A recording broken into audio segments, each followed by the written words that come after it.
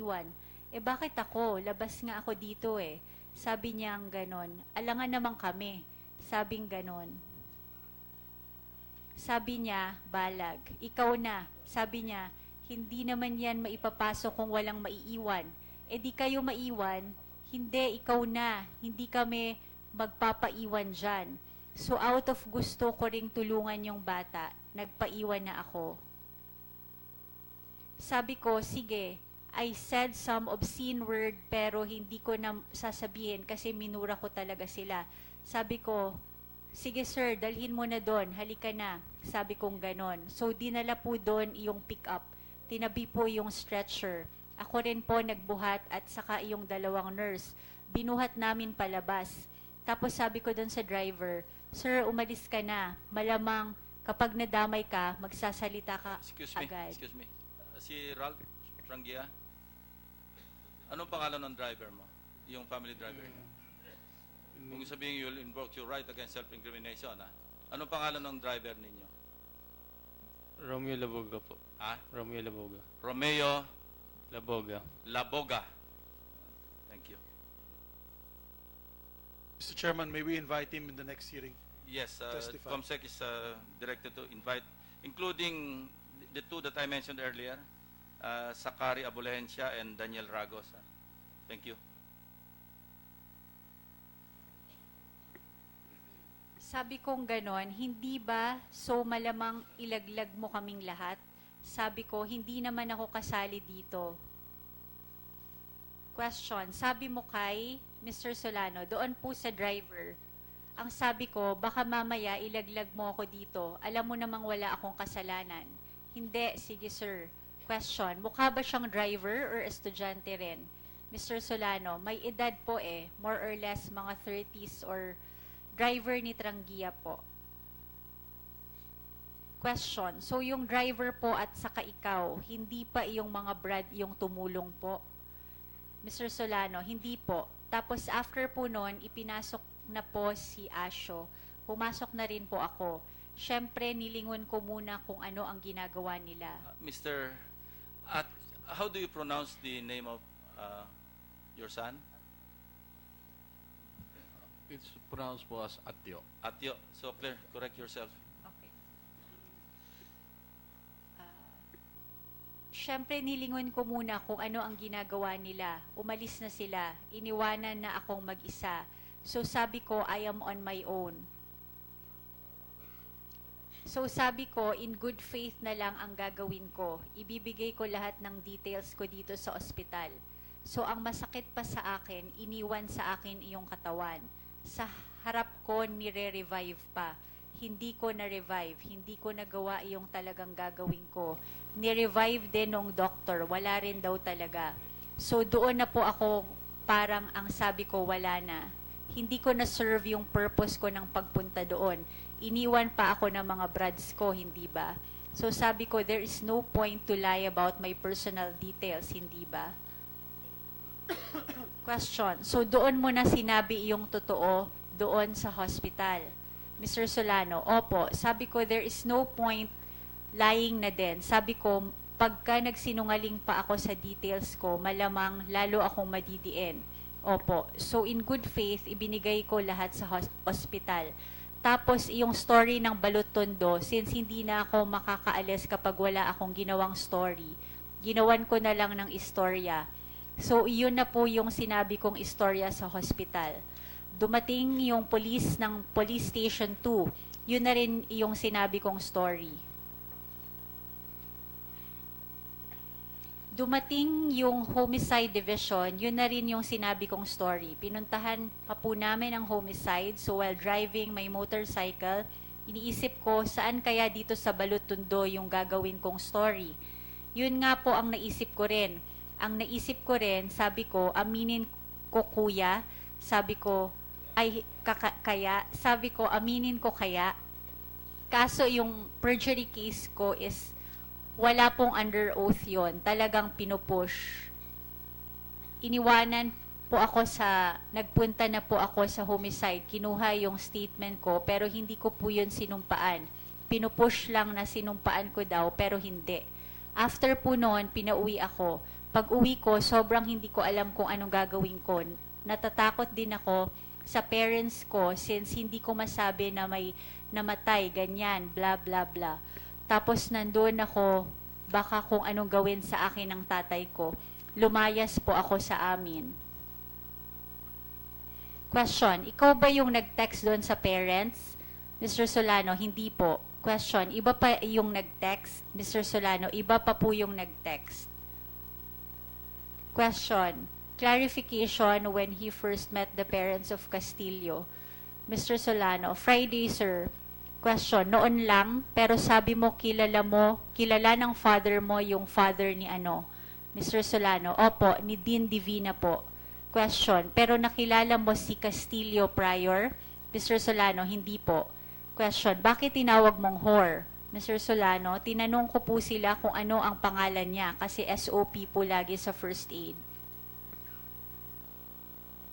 Solano in hiding, September 18 onwards.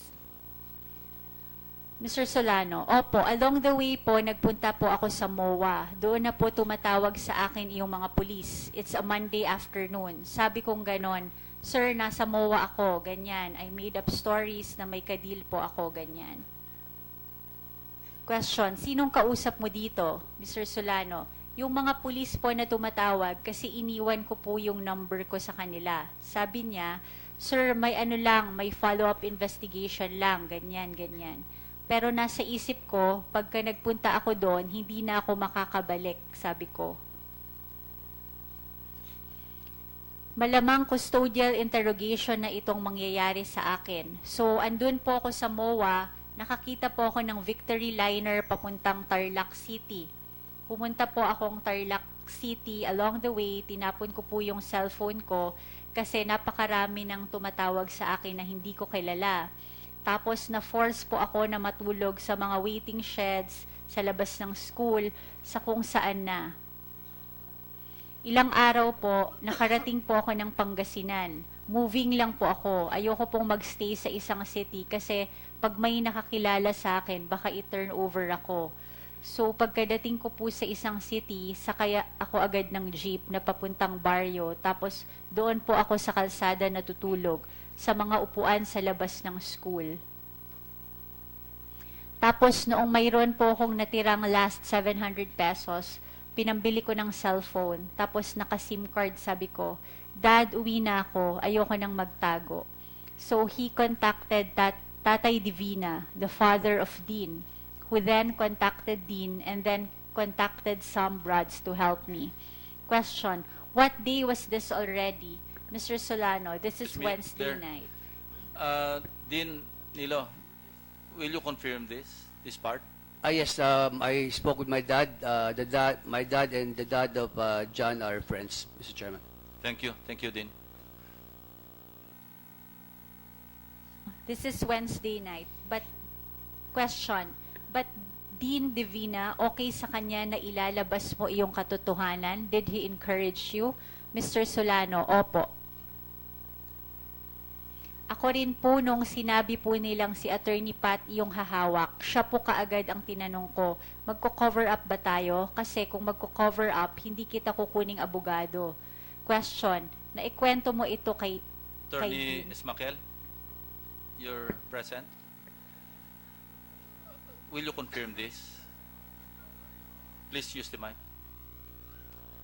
I confirm that, Your Honor. And you mentioned that also during the public hearing, di ba? Yes, Your Honor. Na talaga sabi mo, wag tayo mag-cover up. Yes, and Sabihin natin ang katotohanan my dito. exact words to him, let the axe fall where it shall fall. Thank you very much, Attorney. Question, naikwento mo ito kay Dean? Mr. Solano, hindi pa po. Question, so si attorney lang ang nakakaalam. Mr. Solano, opo. Question, clarification why he surrendered to Senator Lacson. Mr. Solano, at saka ano po yata, nakasama ninyo rin po ang father ko sa, Panfilo din po ang father ko, PCINP, nagkasama daw po kayo.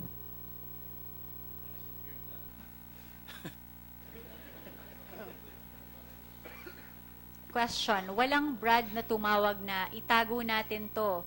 Wala kang kinausap na Brad after that out of frustration? Mr. Solano, wala po talagang tumawag sa aking Brad. May isa pong tumawag nung nasa hospital ako, si yata. Brad, kumusta ka? Sabi niya. Anong nangyari? Sabi ko, Brad, hindi ko alam kung anong nangyari. Basta naipit ako sa hospital. Sabi ko sa kanya, okay, sabi niya. Akala ko hindi ka kasali. Sabi niya, there is a perception na hindi po ako sumasali kasi anti-violence ako sa hazing. So, since day one, after nung naging Brad ako, hindi ako sumali sa mga initiation rites ng kahit sinong Brad. Question. So, ikaw ba yung sa Facebook? Ikaw yon, Mr. Solano? Yung sa Popoy po? Yung hinahanap po ako? Question. Ano ba yung 3 hours detention? Ano ang ibig sabihin noon? Mr. Solano. Actually, ano lang yon, parang out of Taranta. Tinanong ko kung 3 hours ba yung detention. Question. Clarification about reglementary period. Mr. Solano, opo. Question. Clarification kung si Arvin din ang nag-uutos na deactivate niya yung account, yung chat group nila. Mr. Solano, opo. Question. Siya ang presidente? Mr. Solano, si Arvin po. Question. Walang remorse doon sa apat noong pagpunta mo? Hindi man sila mukhang, Mr. Solano, parang nataranta lang. End. Now, my question is, I'm glad that Attorney Pat Ismaquel mentioned earlier na yon, hindi magsisinungaling at bayaang bumagsak yung axe where it must fall, ano? And I presume na yung pa rin yung position nyo sa ngayon. Di po ba, Attorney? Jan? Yan pa rin ang position nyo na hindi kayo magsisinungaling. Yes, Your Honor. Yeah. But at the proper time, as you said earlier. Yes po, Your Honor. At the proper time po. Yeah. Pero ito na yung proper time. Andyan na yung testimony mo eh. And ito part of the matter of public record na ito because this is a public hearing. And the chairman or the chairpersons of this joint committee inauthorize na ng Senate as a body. So there's no point not testifying anymore because after all, in due time or pagdating na October 24, pagtawag ng hearing uli sa preliminary investigation, you will more or less, as you indicated in your letter, o yung mga material points, yun din yung testify mo, di ba? Yun ang sinabi mo. So halos ganito rin yung testify mo. Wala halos magbabago. Di ba? Yes, Your Honor. Yeah. Ang question ko lang is, Din, is this the way, hypothetical ito, hindi to directed actually sa inyo because you're not involved here naman sa initiation right, ano? But is this the way to treat a Brad?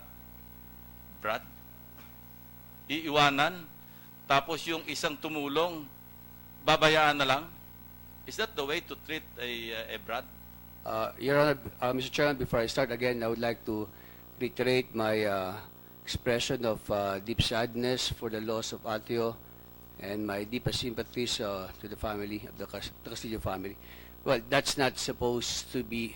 It is not in keeping with decency, basic decency, Your Honor. It should not have been done. Hazing the first place should not have been done. More so in that particular case, Your Honor. Huwag na si Atio, pwede niyong sabihin, hindi pa naman ito talagang full-blooded na Brad kasi hindi naman natapos yung initiation right. Or kung natapos man, hindi naman siya nag-undergo ng the formalities of being a formal being a member, hindi ba? Huwag na. Yun na lang ginawa kay John Paul Solano. Hindi ba napakalaking injustice naman? I'd like to ask the other members, the other frat members who are present. Jose Miguel, salamat. Is this the way to treat a full-blooded fraternity brother? Your Honor, I respectfully invoke my right against that. Hindi, tanong ko lang kung ito yung what are you incriminating? Tinatanong ko lang, just like the question that I asked of Dean Divina, tinatanong ko lang, personal opinion, ito ba yung, kasi frat member ka eh, kung ikaw ang tratuhin ng tulad ng pagtrato kay John Paul Solano, how would you feel? These are hypothetical questions, so I don't see any reason why you should invoke your right against self-incrimination. And Vice I would feel like the way he felt. Like the way he felt. Which is He was really sad. sad. Yes. Zimon, Padro? Same question. Is that the way to treat a fraternity brother? No po, Your Honor. Hindi ba? The others, kindly sa susunod. Aaron, Hypothetically, Your Honor, hindi po. hypothetically, Yes po, Your Honor. how about in reality? Considering in the same scenario, Your Honor, I would definitely not treat it that way. Arvin? No po, Your Honor. Hindi rin. Ralph? No po. Jason? No, Your Honor. Sino pa ba nandito? Yeah. Oliver? No po, Your Honor. Hindi rin. So, ikaw rin. Hindi rin po, Your Honor. And Mark? No po, Your Honor. So, mali ang ginawa ng mga dinatnan ni John Paul Solano doon sa frontline, di ba? Sabi ko, wag na munang pag-usapan yung kay Atio. Although, lalong masama yung nagawa sa kanya kasi dapat kinonsida na rin siyang frat-brad eh. Nag-undergo na siya ng initiation right. I suppose, yun na yung final right eh. So, wag na lang muna yon. Yung, eto, buhay. Si John Paul Solano. So, nagkakaisa tayo, hindi dapat gano'n pagtrato. Bakit gano'n ang naging trato? In fact, alam nyo, this is a redacted copy, May mga portions doon na hindi na namin sinama dahil for brevity, dahil hahaba yung iba doon, medyo mga informalities. And pati yung hinaing ni John Paul Solano, pati yung kanyang lawyer, yung sama ng loob niya, nilabas niya doon. Na hindi dapat, isipin mo, brad din nyo, natiis nyo na natutulog sa waiting shed. Kung saan abutin ng gabi doon, matutulog sa labas ng eskwelahan.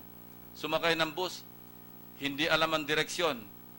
Pag nakakita ng jeep, sasakay ng jeep kung saan barangay makarating, doon na lang siya abutin. Just imagine what he went through, yung ordeal. Tapos iniwan nyo doon sa ospital. Anyway, as he said, at the proper time, pagdating ng October 24, and I hope you won't change your mind as you did. Kasi ang pangako mo sa amin, wag lang matuloy yung inquest, di ba? And yung mga prosecutors dito, di ba? You were released upon inquest. Dapat doon pa lang, hindi ba nakaka-assuage ng sentimento ng mga magulang kung sakaling in-all the way mo na yung ginawa mong pagtulong dito? Kasi nakita namin, simpatsya namin sa iyo. Actually, ang simpatsya namin nasa iyo eh. At that time, as you were testifying before us, during the executive session, we all felt for you. Puro kami bleeding heart sa iyo. Pero ngayon, as mentioned by Senator Subiri, parang, bakit nagkaganon? And sabi nga ni Senator Gatchalian, what's your purpose para mag-file ng motion to quash yung search warrant? Ano ba yung mga defects ng warrant, Chief Superintendent Coronel? Ano ba yung mga defects ng warrant na sinasabi nung... Yes, sir. In the application for the search warrant made by the Manila Police District, it was inadvertently indicated in the application that this warrant was purposes of violation of Section 28 of the Anti-Hazing Law of 8049. When in truth and in fact, the applicant meant its violations of Section 2 and 4. So it is a typographical error on our part, which have we already manifested before the court regarding this. And we have been informed that what is the controlling part on the application of warrant is the text and the body of the application, indicating that the search warrant was applied for specifically violations of anti-hazing law, indicating the name, the place, and the persons which subject of the search warrant, and the properties or items to be seized, confiscated, or recovered. Your Honor. PG, Catalan, what do you make of this testimony, assuming that he affirms the same testimony on October 24? Your Honor, at this point, Preempting your the resolution that you yes, Your that Honor, your prosecutors we will might make. preempt the resolution, but at this point, Your Honor, may we request that a certified copy of this document be furnished so that we can Huwag na lang kayo. have it. Si Attorney Capuna na lang tatanungin ko. Yes, Your Honor. Para, of course, that's one-sided also. But later on, I'll also ask the lawyers of the Prat members here kung ano yung kung anong tingin nila. Of course, assuming that he affirms the same testimony or at least yung material points. Attorney Capuna. This is the first time that you read this this testimony. Yes, Your Honor. So what do you make of this testimony? I think this is valuable information, Your Honors, towards finding what really happened during the event. Certainly, we would request as well a certified true copy, if not from the police authorities from the Senate. If I may add... Not just valuable information, valuable evidence. Evidence, Your Honor. I'm very careful with my words, Your Honor, because there seems to be a tendency to file libel cases against lawyers who make public statements, and I confirm for the record that Dean Divina has already filed 2 libel cases against us, Your Honor, just for speaking on behalf of the parents, Your Honor. And I hope that does not happen to all lawyers here, because if there are 40 lawyers representing 40 respondents, Your Honor, there may be a concern, there may be a chilling effect, Your Honor. So, on behalf of the parents, maybe there should be immunity for the parents and for the lawyers for the statements made in the Senate investigation. Okay. Senator Gatchalian. You, Mr. Chair. To General Coronel, sir, noong October 2, nagpadala ho kayo ng letter requesting for technical assistance sa Philippine Cybercrime Group. Is that correct, General? Yes, Your Honor. And the letter pertains to a request from your office to provide technical assistance for the exploitation of information on social media accounts of the suspects involved in the death of Horacio Castillo III. Is that correct, Mr. Yes, Your Honor. General, can you give us a overview of what transpired after the technical assistance provided by the PNP Anti-Cybercrime Group? Yes, Your Honor. During the course of the investigation of this Hazing incident, we were in receipt of several information, particularly social media communication or exchanges of information, which we believe to have been published or reported or communicated by members of Aegis Juris fraternity members pertaining to the incident of the initiation and hazing of Atio Castillo. So there were 2 threads which submitted to the Anti-Cybercrime Unit of the Philippine National Police for verification, authentication, and validation. And in these social media exchanges of information, it was indicated that several fraternity members, not only residents but also alumni, were aware of the incident of the death of Atio Castillo, even on the early morning, in the early hours of the morning of September 17, when Atio was brought to Chinese General Hospital. And because of this, we submitted it to the Anti-Cybercrime Unit for examination and evaluation, Your Honor. Thank you, General. And subsequently, also there were also social media chatter about a discussion in Novotel. Yes. General, I Yes, think Your that Honor. was also the subject matter of the letter that you requested from the Anti-Cybercrime Group. Yes, Is Your that Honor. correct, General? Yes, Your Honor. Can you elaborate further on that account? Yes, sir. Apparently, social chat page or Facebook page was put up by members of the Aegis Juris fraternity discussing the ways, means, and actions that they have to take regarding the investigation of Atio Castillo. And we have monitored that several members of this fraternity met in a meeting at Novoto Hotel purposely to discuss their actions to be taken in this investigation. Based on the exchange of communication from these fraternity members, it would appear that the tendency of the fraternity to conceal or to obstruct justice is very evident, when they would like to avoid at all costs investigation and prosecution of this case, Your Honor. General, isa-isahin ho natin ha. So, nakuha nyo information from Facebook chat messages. Yes, Your Honor. And you asked the anti-cybercrime group to validate these chat messages. Yes, Your Honor. Sino-sino po yung mga nasa chat messages? We have submitted it to the For committee. the information of Senator Gatchalian, we have a PowerPoint presentation of the Facebook chat that transpired, as you mentioned, sa Novotel, and andito yung mga thread nila. So, if you're ready, sige, proceed lang. Thank you, Mr. Chair. I think it's better to look at the presentation, Mr. Chair.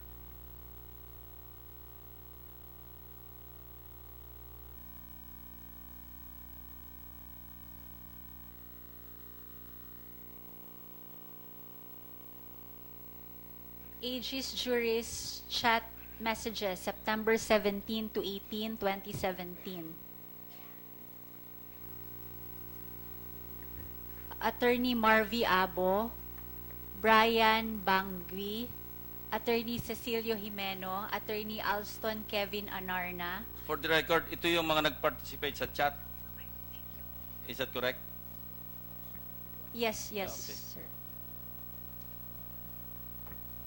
Attorney Ferdinand Rogelio, Attorney Edsel Bert Canlas, Attorney Cesar Ocampo Ona, Arvin Balag, Jose Miguel Salamat, Attorney Gail Dante Acuzar Caraan, Attorney Henry Pablo Jr., Attorney Michael Vito, Attorney Cesar Mong Gaba de la Fuente, Attorney Nino Cervanes, Ronald Cheng, Attorney Manuel Angelo Ventura III, Milfen Alvarado, Attorney Jet de la Peña Villaroman.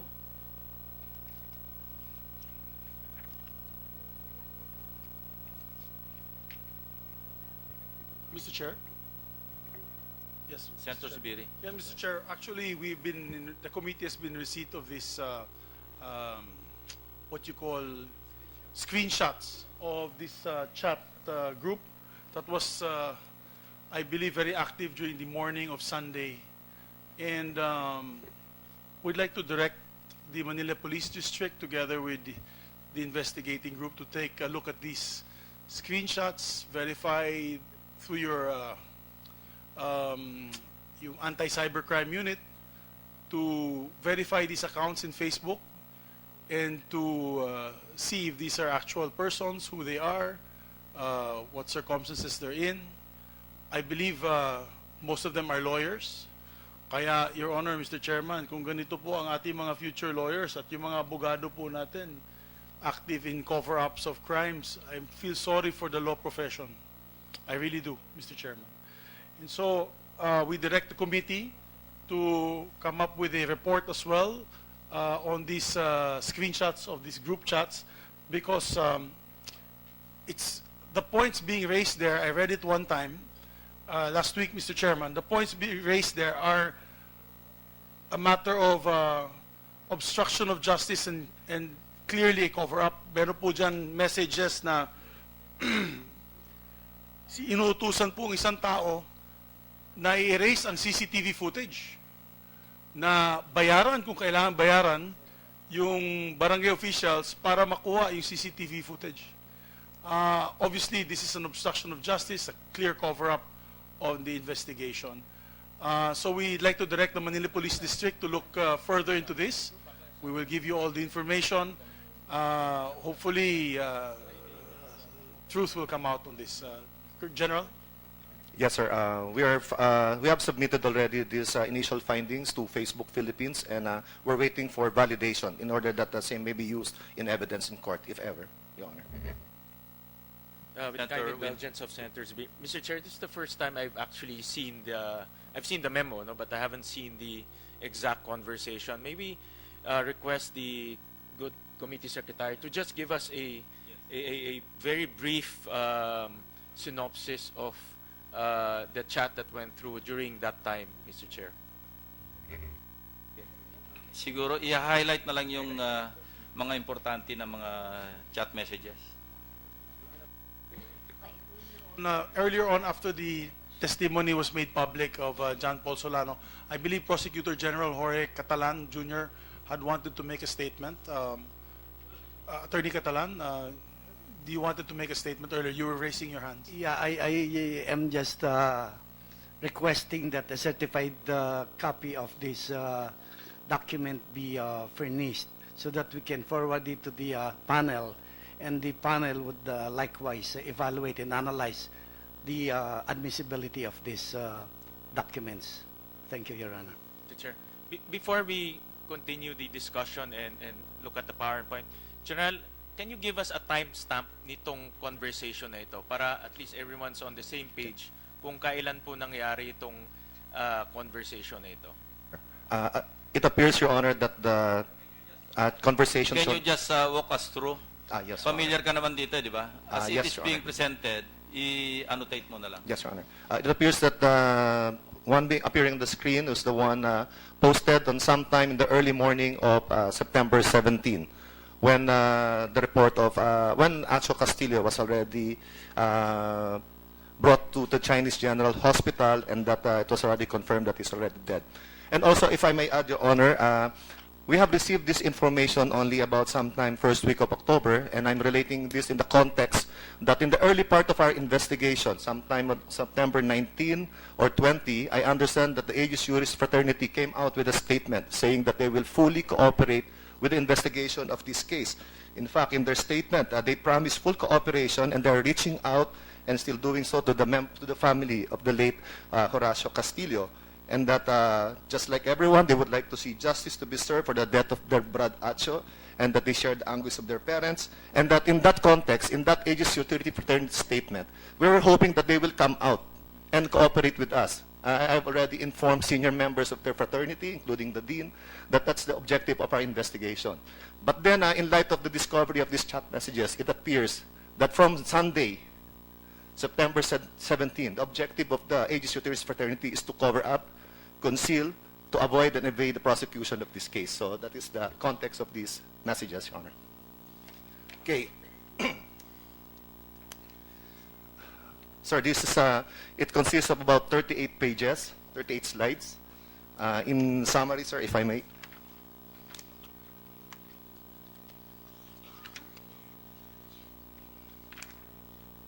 Yes, sir. Of these chat messages pertaining to the early morning of September 17, there were 30 personalities mentioned or included in the message thread. Of the 30 personalities, 19 of them attended the meeting at Novotel on September 17, 2017, purposely to discuss the actions to be taken by Aegis Juris Fraternity relating to the Hazing incident leading to the death of Atio Castillo. Of the 19 attendees, we were able to identify 12 of them through their Facebook pages or social media information. Of these 12, 7 are of the 12, 7 are still subject for identification. 6 were mentioned by the informants relating to this information or thread. And as I mentioned earlier, this chat started in the early morning of September 17. The group messenger or chat page was created by Attorney Marvy Rosero Abu, who was the one who spearheaded or initiated this exchange of thread, asking members of the Aegis Utility Fraternity to hold a meeting and in order to discuss the actions to be taken by the fraternity. So as shown earlier, we were able to gather the identities mostly of those who were involved in the thread, and also identities of those who were added but did not participate in the conversation. Yes, sir.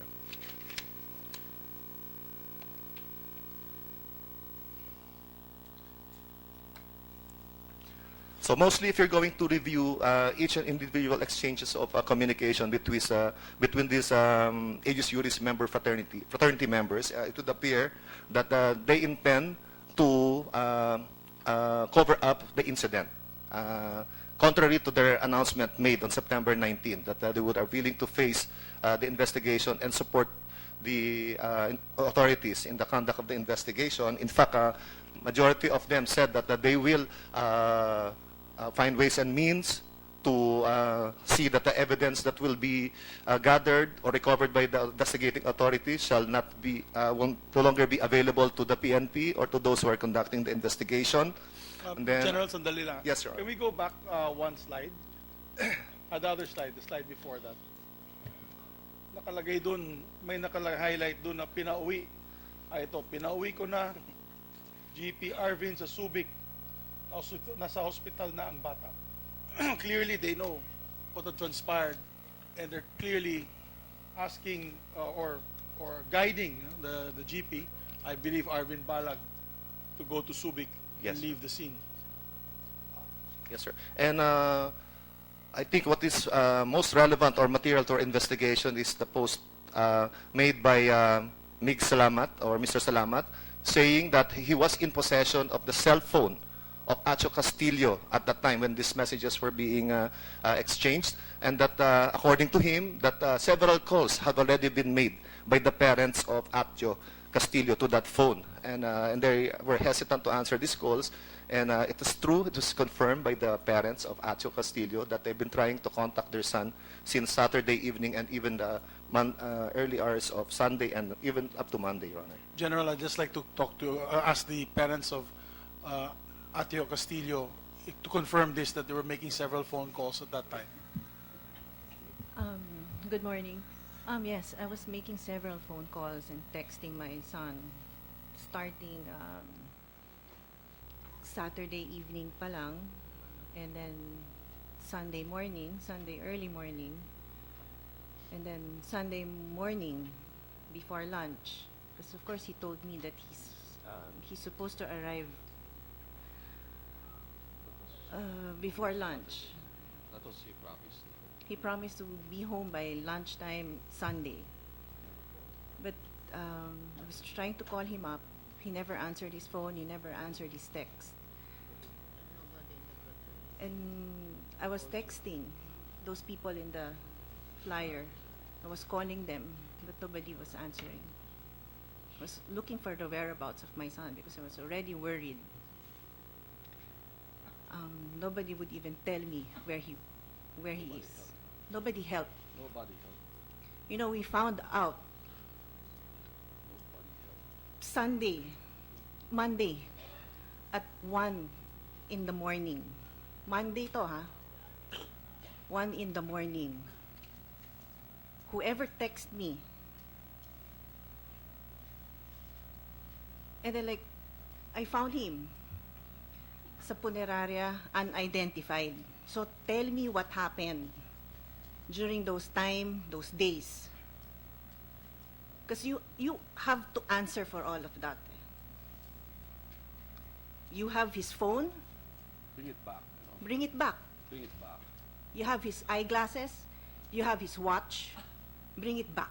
Those are important to us. Those are important bring things it to back. us. Those were his last things that I want. Bring it back.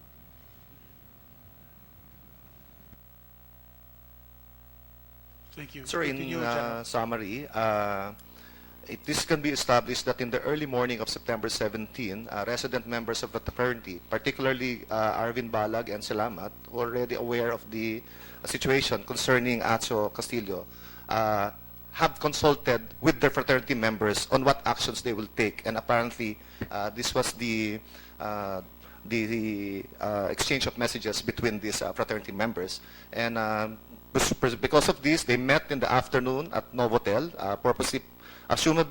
presuming that they will discuss what actions they will take, and that apparently from that day, September 17, up to this day, we have not met any of those persons involved, only until this very day that I were able to see the people involved in this hazing incident. So To our mind, it appears that the agreement then made by those who met at Novotel Hotel was to cover up and to obstruct justice, Your Honor. General, you said earlier, no, there are 38 pages of this chatter, no? In a nutshell, ano po talaga ang pinag-usapan ho nila? For the record, once more. Yes, sir. In a nutshell, sir, there was a reported incident of hazing death of a neophyte in their fraternity. And then mostly they were already in panic on what to do. They could not agree where to meet, but then they agreed that they'll meet in Novotel. And then what actions to be taken.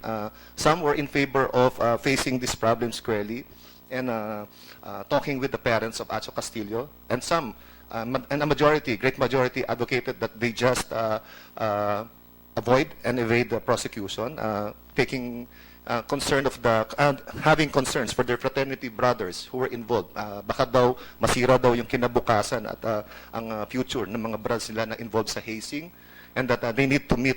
And then part of the discussion was probably to contact the family and probably reach an agreement or a settlement with the family regarding this particular case. But nowhere in this thread will it show that they were willing to subject themselves to investigation. And precisely, I'm like to put this thread into context of the fraternity statement made by them 3 days after the incident, that they are supposed to be saying that they are willing to appear before the authorities, give their full support and cooperation. So, in the past how many days since we found out this thread, they have not appeared before any investigating body, particularly to the Manila Police District. And we assume that the agreement reached by those persons seen on the screen right now. Can you give us details on the screenshots, yes, General? This is what location, what day, what yes, time? Your Honor, this is the screenshot or the video taken of the Aegis Juris fraternity members who met at Novotel Hotel, purposely to discuss the Atio Castillo case. And apparently, from the days that have last, from September 15 at this very date, there was no support or cooperation extended by that Aegis Juris fraternity, contrary to their announcement, Your Honor. General, ito po yung CCTV ng Novotel. Yes, Your Honor. At ito yung mga taong nag-uusap dito po sa Facebook chat. Yes, Your Honor. Do you have the names of those who are in the CCTV? Yes, Your Honor. It's included in my report. It's submitted to the In fact, they were invited, Your Honor. And so the chair directs the COMSEC to issue subpoena to them for the next hearing. Mr. Chair, can we, once again, this is the first time I've seen the CCTV. Maybe direct the COMSEC just to name the personalities who are in the CCTV so that everyone will be enlightened who participated in this discussion on the day Atio died.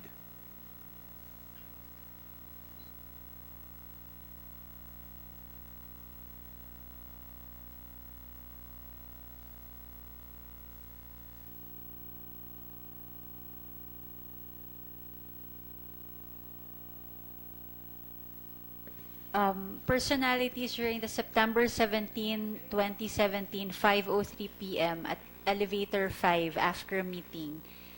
Cecilio Jimeno, Miguel Salamat, Edsel Canlas, Bonget Rogelio. As the names are called, kindly indicate if you are present, because those who are not present and did not heed the invitation will be issued subpoena. So, as the COMSEC calls out or calls the names, kindly indicate if you are around. Again, Cecilio Jimeno, Miguel Salamat, Present, Your Honor. Edsel Canlas, Bonget Rogelio. Sir.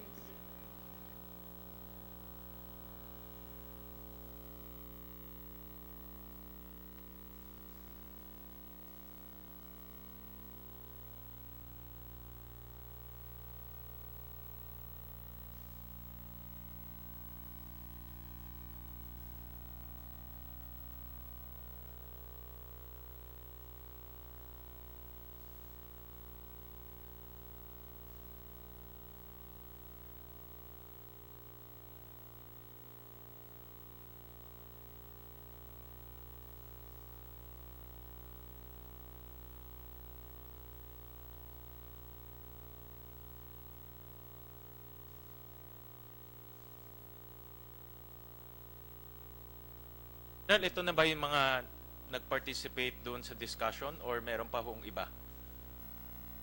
Of those who were seen in the hotel, 12 personalities had been identified, Your Honor, and we still have to identify 9 more. As mentioned earlier by the Chair, those present identified were Marvy Rosero Abu, Bonget Rogelio, Mong de la Puente, Edsel Bert Canlas, Mig Salamat, Cecil Jimeno, Brian Melbangi, Gayle Dante Acusar Caraan, Miguel Ventura III, Milfen Alvarado, Jet de la Peña Villaroman, and Henry Pablo Jr. And we still have to identify 9 more, Your Honor, and ongoing po yung investigation. So 9 more ang hindi pa na-identify Hindi po? pa, yes sir. Mr. Chair, pwede ko bang tanungin isa dito sa mga... Ito si Mr. Rogelio is obviously nandyan. Sino ba yung mga ibang Your Honor, participate? for the record, I was not there at that hotel, Your Honor. That's not me depicted in the photograph. Hindi ba ikaw yan? No, Your Honor. I have not been there at the Novotel ever since. Did you participate in the chat group? What chat group, Your Honor? The chat group we just presented. Is his Because name, was his Facebook page identified in the chat group?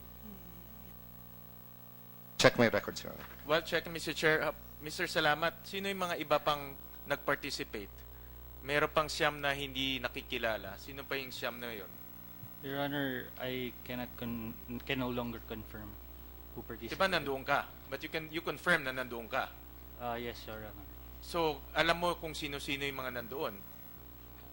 Diba, nandoon ka eh. If asked to recall, Your Honor, I can no longer... Hindi mo na matandaan ngayon. I can name some names, Your Honor, pero I can't assure you that I would remember all. No, as far as your memory can remember, sino yung mga hindi pa nababanggit na siyam?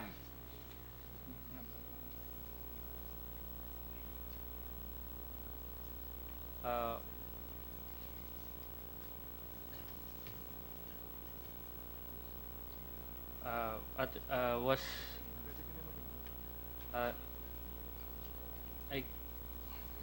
I can no longer recall. We have here some photos. Can you identify them through their photographs, if shown to you? Mix ka rin ba? Mix? Yeah, yes, Your Honor. Oh, mix. Ito lang para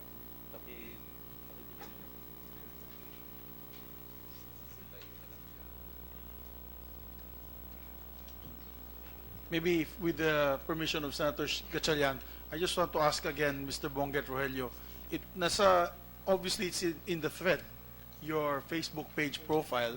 Ikaw ba to na nakatutok ng baril? Yan ba yung Facebook photo mo? Your Honor, earlier when Profile? it was being shown in the projector screen, Your Honor, I was seated at the back. I did not have the opportunity to examine what was actually being shown, Your Honor. I will present it to you now. Thank you, Your Honor. Just confirm or deny that it is yours. check mo na lang yung mga... Your Honor, Check mo na lang. cases have already been filed against me, and I'll answer all allegations, Your Honor, pertaining to my case on the 24th. Pertaining to your case, yes. But how would identifying those in the photographs incriminate you yourself? That's my question. Mr. Chairman, I'd like to request Mr. Rogelio to give back the document. That's our evidence. You're not at liberty at this point in time. I just want you to confirm if that was your Facebook profile. It would appear to be similar to my Facebook profile, Your Honor, but to be honest, Your Honor... Are you a lawyer, sir? Yes, Your Honor. Are you part of government or you're in a law firm? I'm connected with a private law firm, Your Honor. Please state the name of your private law firm. Abing Abrenica Dagkuta and Associates, Your Honor. Mr. Chairman, can we have their oath taken? I don't think they were given administered their oath for those who sat down at this table. Yung hindi pa na-administer yung oath, kindly stand up. Attorney Rogelio. I already Tapos na? swore. Nasa likod sila pero they were administered their oath already. So, Mr. Chairman, I just want to ask... Oh, please, Senator Gatchalian, sorry. One final word. Mr. Salamat, ano yung pinag-usapan niyo doon? Andun ka eh. You admitted that you were part of the discussion, your picture is there. So ano yung mga pinag-usapan ninyo? Your Honor, I respectfully invoke my right against self-incrimination. Pero identifying the photographs, the personalities in the photographs, would not incriminate yourself. So kindly check sa mga photographs who among those were present during that meeting.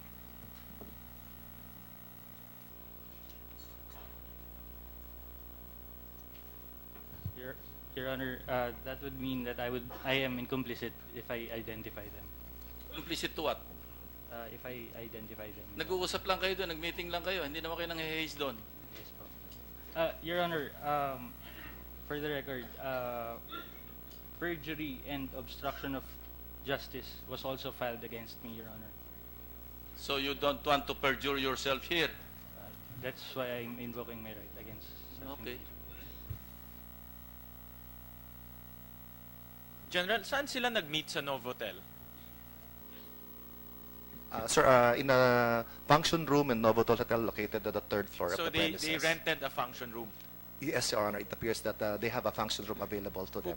Who paid for the function room? We're waiting for the records check with the Novotel Hotel, Novotel regarding this, Your Please Honor. submit to us the, after getting the information, please submit to this committee. We will do that here, Mr. Senator.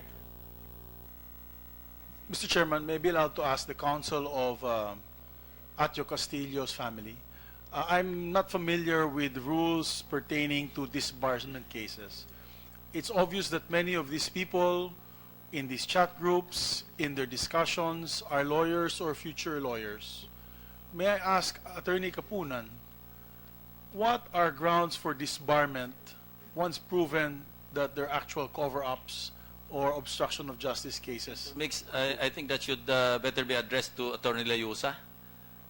Nandito ba si, Yeah. is he member, is he Hindi, sa ano with yan, the court? sa... With the court. With the court, yeah. Okay. Attorney Layusa, my apologies, I didn't realize there was a member of the Supreme Court. What are grounds for disbarment, ma'am, at the very least? Actually, the grounds for disbarment is it should be found in the Code of Conduct for the lawyers. That is impartiality, and another one is for immorality, and then the other ones are those that violations found in the Code of Conduct for lawyers. Or one of the grounds probably might be obstruction to justice, but somebody has to file a complaint against them. Attorney, in the context of the discussion here, doon lang kami interesado. Dito po? Wag na po yung immorality kasi wala namang dito. So ano lang po yun obstruction to justice, but somebody has to file a complaint against these lawyers before the Supreme Court or before the IBP, the Integrated Bar of the Philippines.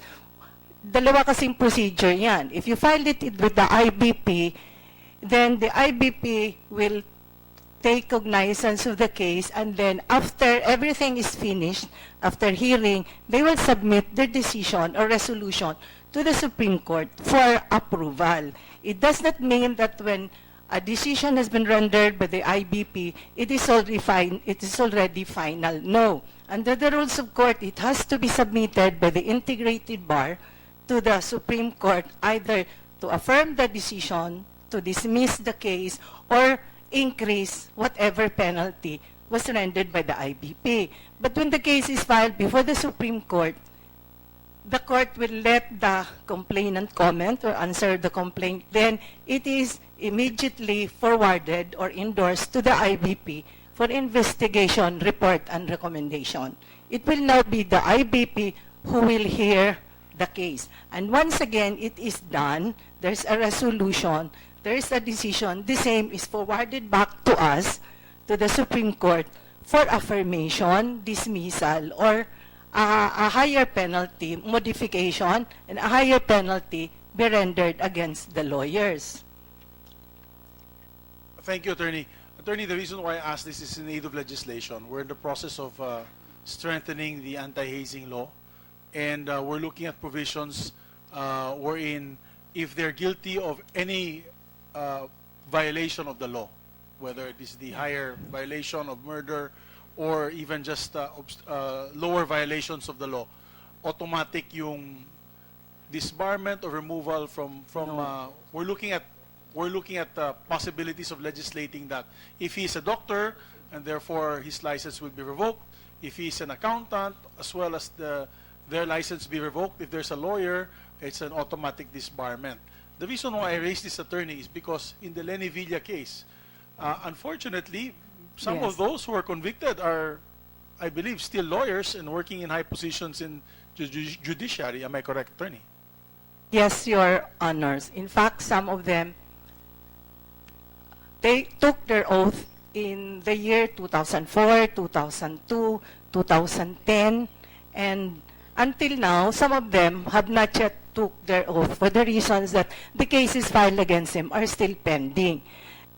Our process at the Office of the Bar Confidant, for example, somebody was involved in hazing and a pending case is still, of cases has been filed against them, and they apply to take the bar exams. So they have now a pending case. The policy of the court is to let them take the bar exams. But once they pass, we will hold their oath taking. It might even take 10 years, 15 years, but the court will not allow them to take their oath unless the cases against them has been dismissed. Otherwise, there are instances wherein cases against those involved in hazing were dismissed.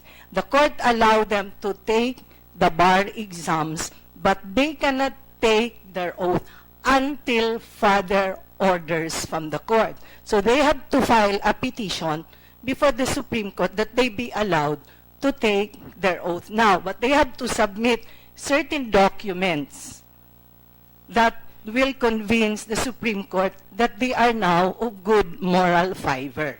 So they will allow them to take their oath as a lawyer.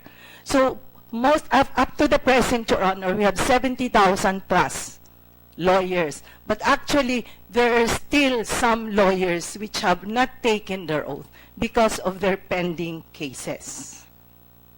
Thank you for the information. Thank you, Before you proceed, the chair acknowledges the presence of Senator Joel Villanueva. Morning, sir.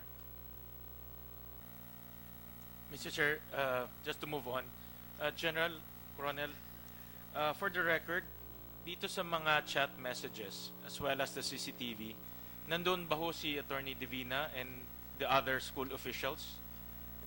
No, we were not able to see Attorney Divina in the CCTV footages, nor his name, or nor his Facebook profile appeared in this chat messages. How about the other UST officials po, General?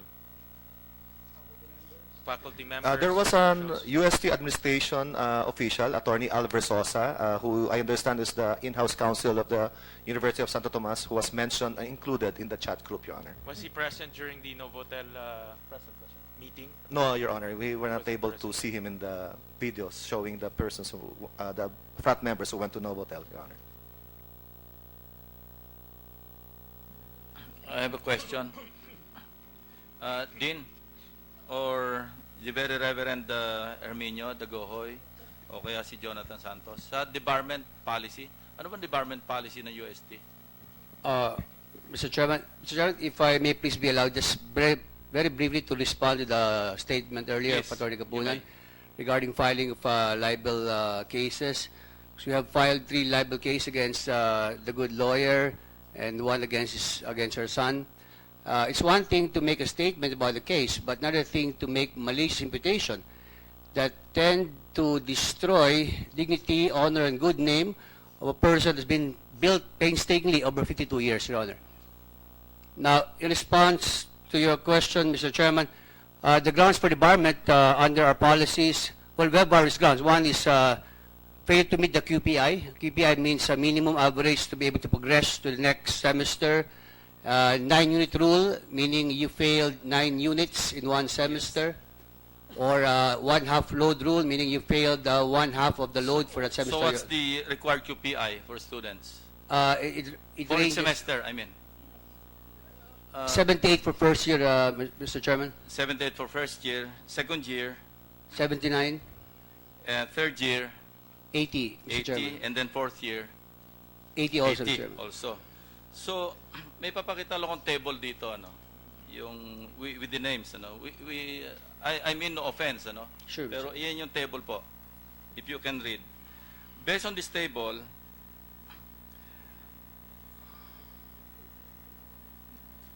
ten members were allowed to enroll, ano? You allowed admission for the current semester, 2017 to 2018. Pero kung titingnan natin to, parang 4 lang yung magko-qualify. So why is that?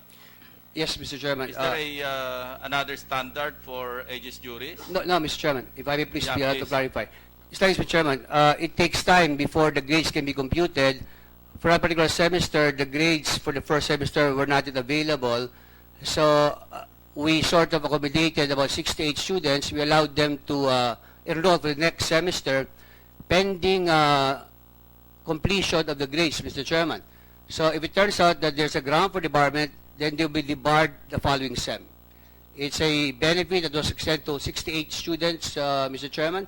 It's not intended to favor one particular group, Mr. Chairman. So, gaano ba katagal magsabit ng grades yung mga Well, faculty? there were about 2 to 3 faculty members, Mr. Chairman. Yes. We did not submit the grades on time. And it will delay the enrollment, Mr. Chairman. And this is preceding a 2-month vacation. Yes, Mr. So, Chairman. ganun katagal? And that's why attention has been, we have called attention to the concerned faculty members. And in one instance, we did not give a load. I just can't understand, ano? Dito, preceding dito, 2 months yung bakasyon.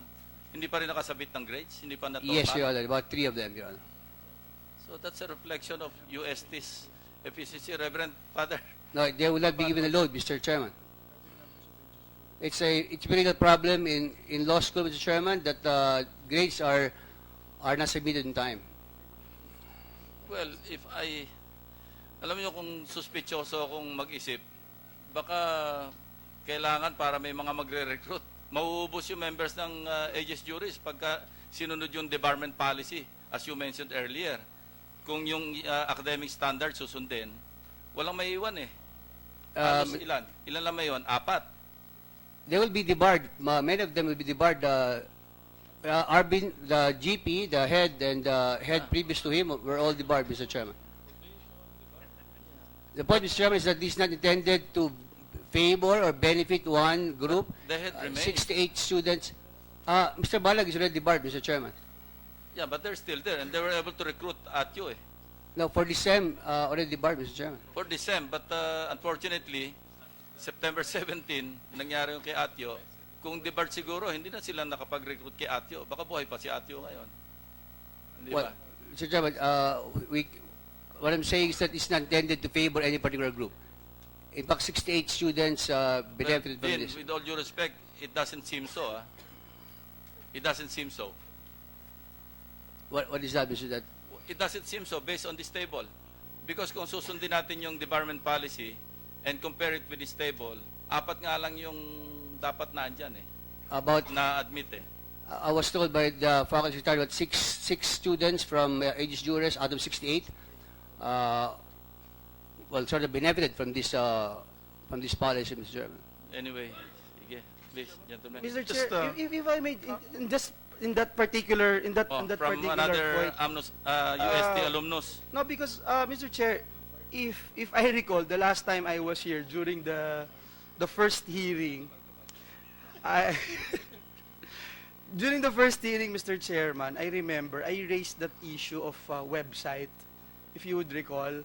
And I remember after that hearing, I was brought straight to St. Luke's, Mr. Chairman. But I just remember, Mr. Chairman, during that hearing, we talked about it and we asked our dean from UST, Faculty of Civil Law, about that website.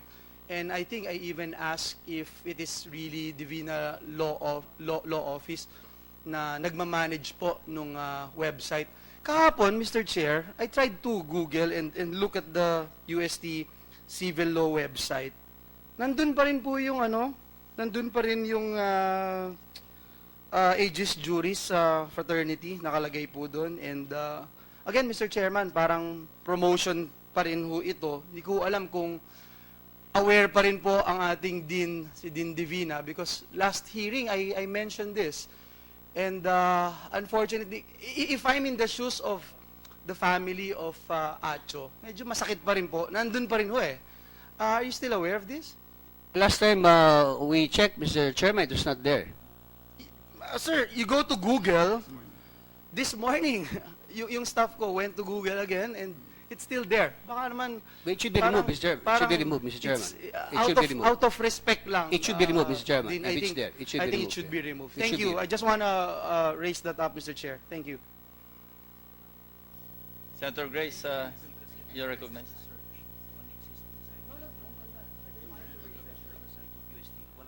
Mr. Chairman, just to clarify, if you go to the website of USC, it's not there. But if you go to Google, it leads you to a site. And it contains all the history of the website, Mr. Chairman. But if you check the website itself, it's no longer there. But you're the one managing the No, website. Google, Your Honor, makes reference to the history of the website, old and current. But So if you check the website of UST, it's no longer there, Mr. Chairman. Okay. I believe, Chairman, Mrs. Castillo would May I like be to comment. recognized? During the course of his maybe around last week of August to the first week of September, he was already researching about the fraternity and its connections. It's apparently it's connected to the dean of Divina Law, so that's why he was enticed. He was invited to join. He didn't apply. He was recruited. You know, it took him a while before he decided to join. Because apparently he didn't want to join. He joined because basically the picture of the dean was in the flyer. And he said, maybe I'll consider. Because of course, he's the dean. So that's why he joined. And unfortunately, this happened. We're giving this, we're submitting already the laptop of my son to show researches that he made with regards to the fraternity, its connections to the Divina Law, and all the other documents. Mr. Chair, may I be allowed to also ask a question to the Dean? Dean Divina, good morning po. Yes, sir. Your Honor, good morning. Dean, at the last hearing that we had, medyo magulo nun, several testimonies were given, and a lot of our colleagues had asked a certain number of questions. And I remember a question was asked on you on when did you know of the death of Atio Castillo. I clearly remember, it didn't sink to me till after the hearings. I clearly remember you saying 12 noon, it's on record, 12 noon of September 17, which is Sunday. Why did you not immediately notify the parents of Atio Castillo? Thank you for giving me a chance to clarify, Mr. Chairman. That was about 12 to 12:15 p.m. after I attended Mass that I spoke with our faculty secretary, and he informed me that a student died allegedly because of hazing. I asked him to get the full name and the address right away so we can talk to the parents, and I also told him to talk to the Father Regent to inform me about it. And around nearing 6 p.m., I got another call from the faculty secretary informing me that based on unconfirmed reports, the student carried allegedly the name of Castillo. I did not have the full name, Mr. Chairman, nor the address. I only had the surname. If I have the full name and the surname, I would have gone to the parents myself. But I only had the surname, Mr. Chairman. So I thought it's more prudent to wait for the confirmation as to the full name and the address before I alert the authorities. And obviously, without the full name and address, I cannot talk to the parents. But if I had those details, Mr. Chairman, I would have gone to the parents right away. Who informed you, Dean? The faculty secretary At informed me. 12 noon? No, 12:15 after Mass, Yes. Mr. Chairman, our faculty secretary informed me that based on confirmed report, the student died allegedly because of hazing. So I asked him right away, get the full name and the address. And nearing 6 p.m., we spoke again, and he told me that the student carried the surname of Castillo. But no complete name, no address, Mr. Chairman. You know, Dean, it's hard for me to believe that your story, Dean. I'm sure your brads had called you up by that time already, informing you. Of course, your story is your story, and what we believe is what we'd like to believe. But as Dean of the College of Law in UST, it's under your watch. See, Senator Lacson was former PNP chief, and he headed units. And I'm sure if his men had passed away during operations, he personally would make sure that he would call up next of kin of that of their unit to inform them of the death of their family member. It's kind of hard for me to believe that you only actually approached the family in the wake. No call was made. As a matter of fact, it's only September 20, a Wednesday, or 3 days after Atio's death, which was reported by media, that you had visited the wake of Atio's parents. No call was made, no letter was given, no announcement. That's your watch, Dean. Di ba? Tao mo yan eh. Pamilya mo yan. That is your responsibility as Dean of the university. Can you explain yourself? Yes, Mr. Chairman. I do not have the contact numbers of the members of the fraternity. I have kept my distance from them. I do not have their as I said, their telephone numbers, their contact numbers, their addresses. I only rely on the report of the faculty secretary. And I spoke with the mother of Atio on Monday, Mr. Chairman, through a former student, Claire Castillo. So I talked to her Monday and assured her that I will help in bringing the perpetrators to justice. And I went to the wake on Wednesday, only on Wednesday, because I was told that the remains should be made available for viewing only on Tuesday, Your Honor. But Dean, the school records are clear. You have the last name, how many Castillos are there in UST law. You have the addresses, I'm sure, and this can be confirmed by UST. You have the addresses, you have the home numbers, you have the numbers of next of kin. I'm also a university. I graduated from University of the Philippines. They have all my details, my contact details of my parents. I had given them all. So it is impossible that the dean of university would not know one of their students. I'm sure your students are not numbering more than thousands. I'm sure they're by the hundreds. It's easily recovered. I mean, there was no push on your part to actually, that's what pains me, Dino. It only dawned to me afterwards when I remember even approaching you after the session and I said, please help in the speedy justice of this case. You promised, and yet no one of your members have come out to support this case. No one. Not even Solano, who promised to do it several times during hearing and in executive session. So, you know, you can't also blame us for how we feel na talagang nagago kami ng grupong ito. And I feel that justice should be meted out. And it's unfortunate, Dino. You could have done more. I feel that that day, you should have done more to be able to reach out to the family and be the one to inform them, not through an anonymous text message.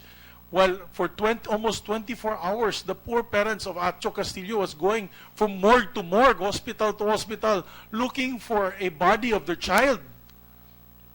Kung anak mo yan din, nangyari sa'yo, put yourself in their shoes. You people, you have brothers and sisters, put yourself in your shoes kung nangyari yan sa mga kapatid nyo. I believe Mrs. Castillo would like to, Atio or Ma'am Mini? For the record, I've never spoken to Dean. Never. Ma'am, I think Monday through Claire Castillo. I spoke with you Monday after. I really don't converse with Miss Claire Castillo. I used the phone of Claire. And I never remembered anything that Kindly address the chair. I'm sorry. Kindly address the Sorry chair. po. So, Mr. Chair, are you saying, Dean, that you spoke to Mrs. Castillo through somebody else's phone? I spoke with Claire Castillo. At that time, I wanted to ask. Claire is the Claire sister. is the, I think, Claire, relative of the Castillo family. Sir, Mr. Castillo. Claire Castillo is a first cousin. So you cannot say that you spoke to the parents. I was you able to- spoke you spoke to somebody else. Meron kayong ibang kinausap, hindi sila. I spoke with the mom using the cell phone of Claire Castillo, to the best of my recollection, Mr. Chairman. So Mrs. Castillo, you don't recall having spoken to I don't remember talking to him. the dean. I But think it would, I remember one instant when my cousin handed me her phone, and it was the dean talking to me, trying to extend his help for funeral expenses. and That's when all. was this? This was already Monday around maybe 11 o'clock in the morning. But I did not accept the offer, Your Honor. So perhaps this is what you're talking about, that you spoke to them Monday. Yes, I'm done. Please, So, Mr. Chair, if I may ask my questions now. Yes, please. Please proceed. Unahin po natin yung NBI. Naririto ba yung NBI? O yung MPD lang yung investigano. So just para sa ating record lang po, yung kinamatay ni Atio Castillo ay dahil sa pangbubugbog. Our medical legal findings show that he died of the injuries which we believed he has sustained during the initiation rites, Your Honor. So, what were the injuries were caused by blunt force, by hand, by paddle? Do you have any description of Ma'am, may I ask our medical legal officer to explain the technical... Sige po, paki-explica po.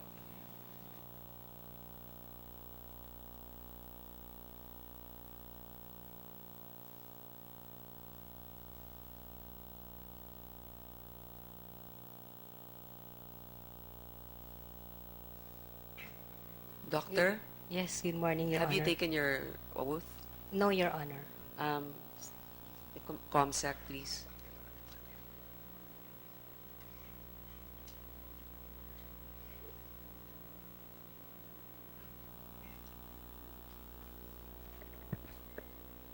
Please raise your right hand. Do you solemnly swear to tell the truth, the whole truth, and nothing but the truth in this Senate inquiry?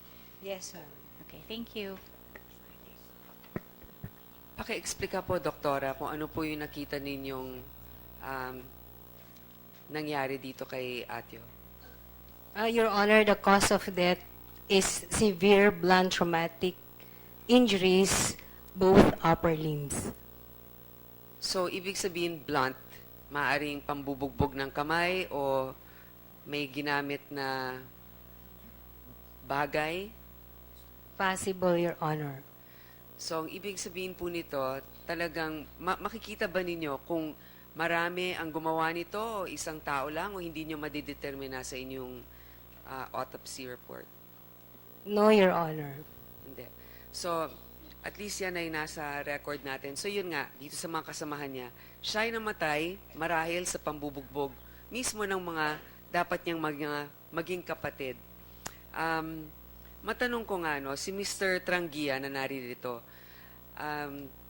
yung sasakyan ng iyong ama na Mitsubishi Strata ang ginamit para dalhin si Mr. Castillo sa ospital, tama ba? Your Honor, I invoke my right against self-incrimination, Your Honor. Pero ito'y nasa video kasi na nandun yung sasakyan. Totoo ba na kasama rin daw yung tatay mo nung mga hinatid mo yung... Your Honor, may ongoing case na po about sa obstruction of justice. And I invoke my right against self-incrimination, Your Honor.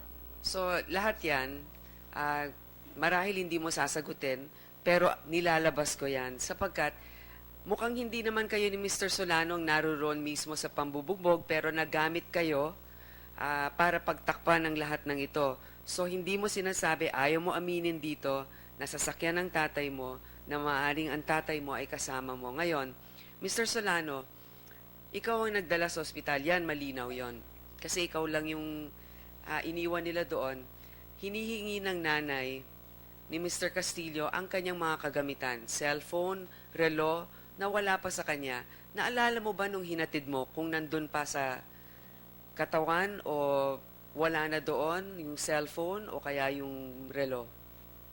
Your Honor, with all due respect, I would invoke my right against self-incrimination. May I just remind the resource persons, you can invoke your right against self-incrimination, and we will respect that. But do not invoke there's already an ongoing case. Wala pa naman sub judice rule dito, nasa preliminary investigation pa lang tayo. So if you want to remain silent, just invoke your right against self-incrimination, but not all the time. When you say right against self-incrimination, it's right against self-incrimination, not against incriminating others. Anyway, please proceed. Kasi Mr. Solano, inamin mo naman na ikaw nagdala sa ospital, di ba? Nung unang hearing natin, hindi ba? Nabanggit mo ikaw. So, alam natin na ang dinala mo ay si Atio, Atio. Ikaw nagdala. Marahil naman ay napansin mo kung ano yung suot niya, kung may relo pa ba siya, kung may cellphone pa ba siya. Sa tingin ko naman, hindi na yun makakasama sa yung kaso para lang sabihin yon. Ngayon, iba naman ang tanong kung kinuha mo ba o may kumuha ba? Tinatanong ko lang sa'yo, nakita mo ba na nandun pang relo niya o ang cellphone niya?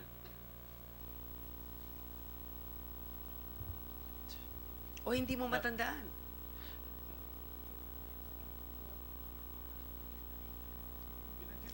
Binanggit mo na ikaw nagdala eh. Nabi mo na yun sa hearing last week eh. Your Honor, if I would know, it would be included on my sworn statement. Okay, Mr. Solano, it will be included in your sworn statement. What difference does it make by mentioning it here now? Anyway, you will bring it out. The point is, the mother's making an appeal, ang nanay ay umaapila na. Yan ang mga huling bagay na nasa anak niya. Tapos, inamin mo naman din, di naman namin sinabing ikaw ng bugbog eh. Ikaw nga ang nagdala. Marahil talagang na-pressure ka. Sabi mo nga, naawa ka sa bata kaya nagpaiwan ka na lang. At minura mo sila dahil alam mong mali.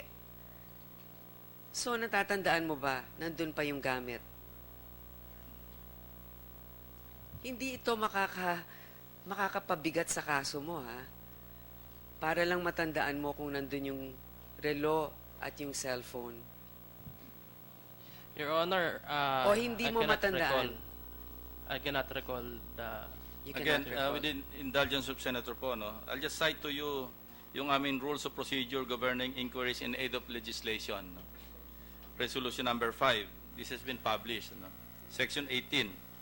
Contempt. The chairman, with the concurrence of at least one member of the committee, may punish or cite in contempt any witness before the committee who disobeys any order of the committee or refuses to be sworn or to testify or to answer a proper question by the committee or any of its members or testifies falsely or evasively, or who unduly refuses to appear or bring before the committee certain, etc., etc. So I would just like to remind you that we're 5 here. Chairman, with the concurrence of at least one member, we can cite you in contempt and order your arrest and immediate detention if you keep on evading answering proper questions. So just a reminder. Mr. Chair, yung ating mga kasama dito, alam nyo, dapat isama na rin ninyo dun sa inyong affidavit o sa inyong salaysay kung meron na nanakot sa inyo. Kasi parang ayaw ninyong magbanggit ng mga pangalan. Meron bang nananakot sa inyo? Kasama yan sa dapat managot din sila. Dahil ito naman ay hindi lamang dito sa nangyari kay Mr. Castillo. Kung may mga ibang bata na ginigipit ng mga kasamahan sa frat, dapat talagang managot rin. Gusto kong tanungin itong si Mr. Balag.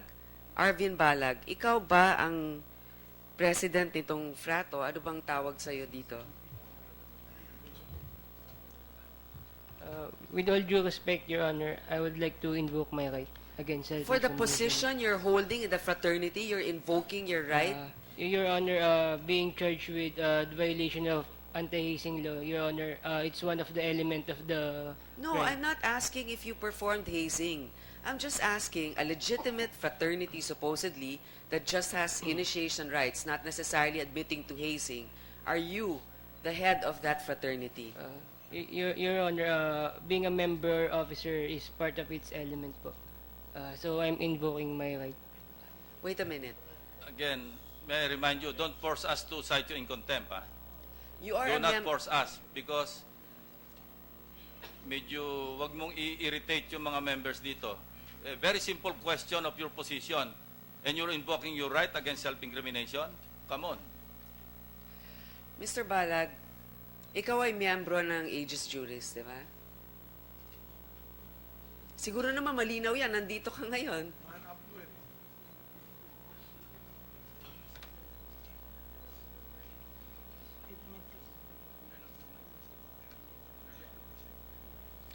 O nagmamatigas ka na dun sa sinabi mong code of silence, dun sa yung text messages.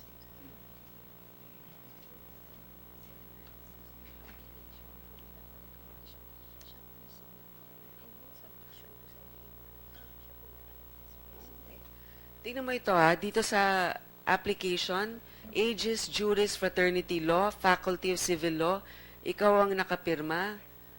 Tapos ito sa organization sheet, position ng organization, president. Ito yung University of Student Affairs ng UST, recognition ng fraternity. Andito na, malinaw. Ni pagiging miyembro, hindi mo aaminin? Anong klaseng leader ka ng yung fraternity? Mga kasamaan sa fraternity, yan ang leader ninyo. Your Honor, I'm invoking my right, Your Honor. I think, Mr. Chair, I would like to move that this resource person be cited in contempt. I second the motion, Mr. Chair.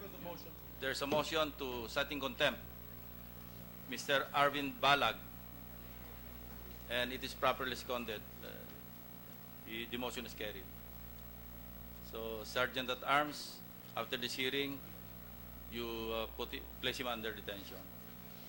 If you keep, we're giving you another chance. You just answer straight. Don't be evasive. Ang tawag ng mga lawyers dito, res ipsa loquitur, hindi ba? Andyan na eh. Tinatanggi mo pa. And you're still invoking your right against self-incrimination. Why would it incriminate you kung i-appear mo lang yun nasa record ng UST? So, we're giving you another chance. Mr. Chair, alam mo, nakakaawa rin, mga bata pa ito pero bata pa lang ganyan na mag-isip. Kung hindi natin yan ilalagay sa tama ngayon pa lang, lalo na siguro pag tumanda na yan. Ang fraternity ninyo, may motto pa na, do no injustice, suffer no injustice. You're doing an injustice to your fellow schoolmate, fratmate, brother, by not answering these questions. Nandito na nga yung mga magulang. Siguro naman kayo may pamilya rin. Alam mo, napakasimple. Ayaw na namin itong contempt na to. Ayaw namin mag-detain. Sagutin mo lang yung simpleng tanong. Pero kung ayaw mo, ikaw nang pumili niyang magiging kinahinatnan mo ngayon. Si Dean, tanong ko naman ito kay Dean Divina. Dean,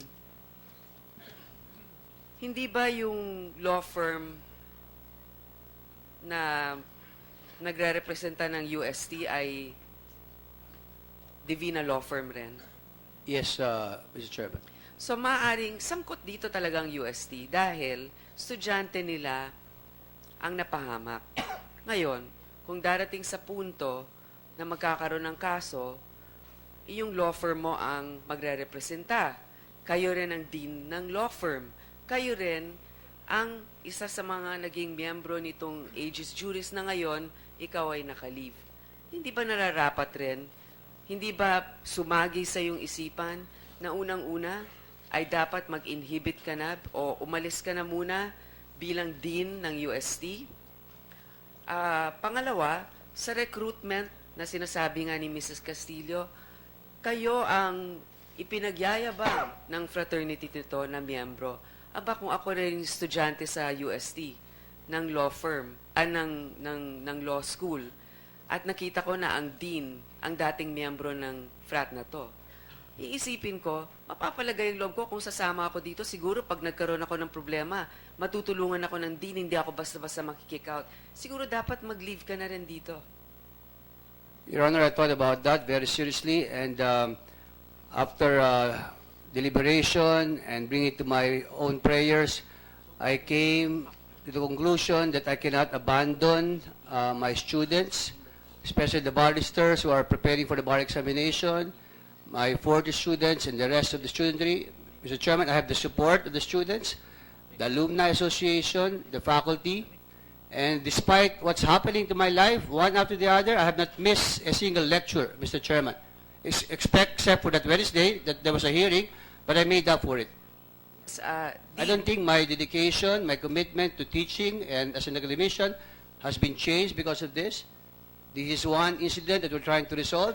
I don't think it has a bearing on my competence, my dedication as a dean, a professor, and academician, Mr. Chairman. With all due respect, Dean, I'm sure it has no bearing to your competence. You might be overcompetent nga eh. But my problem is this, nobody is indispensable.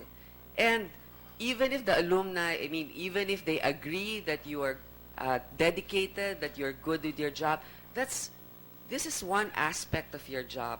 But it weighs in heavily on the impression that you give, being still the Dean of UST. I think we should have, in fact, the President of the UST to show up here at some point in the hearing, because you are the Dean, but then we have a very important criminal investigation that's ongoing. And you are, I wouldn't say that you're front and center of it, but definitely a figure that's looming large. Nobody's indispensable, sir, and I think that giving a few months is a sacrifice on your part as well. Not just teaching, you can still continue lecturing, but holding a position in power as dean will, I believe, can compromise and can even scare away certain members, especially, I think it's a conflict of interest as dean, as counsel of UST, as being subject to the investigation. Itong mga estudyante na to na may mga nakabinbin pa na grades, baka matakot ito na pag nagsalita ako, baka yung, kahit wala naman ako talagang parte sa hazing na yan, baka mamaya biglang bumagsak ako o may mangyari sa akin. Hindi, this is just my opinion, but I think that the UST board should be able to come up with a resolution on placing you first on leave. If I please be allowed to respond, I am not in charge or part of the commission conducting investigation. The Father Rector created an independent commission to look into this, Mr. Chairman, and I have not given any special preference or treatment to the AG fraternity. 4 of their heads were debarred during my time, and they have been suspended preventively and actually. I have been a dean to all students regardless of affiliation, Mr. Chairman. I did not play favorites. I have maintained my neutrality. Well, you can prove that even more by going on leave for a few months. And this is also goodwill on your part, because you may not have any direct hand, but again, your figure, you're a large figure, you're looming behind all of these investigations and even in the lives of the students. I would like to ask, for example, with you being the dean now of UST, UST is also maintaining your law firm, is it not? Yes, Mr. Chairman. So if there's any question against you, it's also the same law firm that will be defending you, I suppose. Yes, Mr. Chairman. So I really see right there and then that there's really conflict here. And in fact, Dean, even if you say that you really cared and apparently have spoken to one of the Castillos as early as Monday, the fact that you were dean and you waited from 12:15 noon until 6 o'clock before doing further investigation as who that student is. If I were a member of the school, let's say board or even as dean, I would be frantic already the minute I found out that a student was in trouble. But you waited how many hours for a confirmation? And then you waited until the next day even to tell the parents. I mean, that after the media, and I feel, Dean, that alone might be a basic instinct also for self-preservation. Imagine, you're a member of this frat, and you're also the dean of of UST. So, in that case, I really think that it's already somehow affecting how your actions are. Natural lang yun. You're human. So I think that's the easiest thing to do is step aside and as you said, there's an independent investigating group. Let them do their job. But in the meantime, just continue on lecturing, but you don't have to be dean. Well, I respect your opinion, Mr. Chairman, but as I said, I thought about this, and I think the great interest of the students is what is paramount. And I have maintained my neutrality, and I have said that so many times. I have maintained my distance from the fraternity, and I'm not a member or part of the commission. Not When were you, involved. Dean? I'm sorry. When were you a member of this Aegis Juris? What year? I joined in 1986, Mr. Chairman. At that time, in 1986, wala pa yatang anti-hazing law noon. May hazing ba na naganap sa'yo? I think I testified in that last time, Mr. Chairman. Yes, I was. But after that, I recommended measures to the fraternity, and they abolished paddling. So 2 years after my time, they abolished paddling, and I presume that is still the case until this incident cropped up, Mr. Chairman. You know what? Aside from being a member of this fraternity, you're also dean. And so, letting them sign a piece of paper that they will not do hazing is not necessarily a proactive approach. I'm sure marami kang mga kasama dyan na nakakausap. May hazing pa ba kayo? Nagpapadala ba ng representative ang USD to observe initiation rites? Have you done anything beyond having a signed covenant with these different fraternities that they should not be conducting hazing? But school authorities will only be set, Mr. Chairman, if the school has been notified of the initiation right.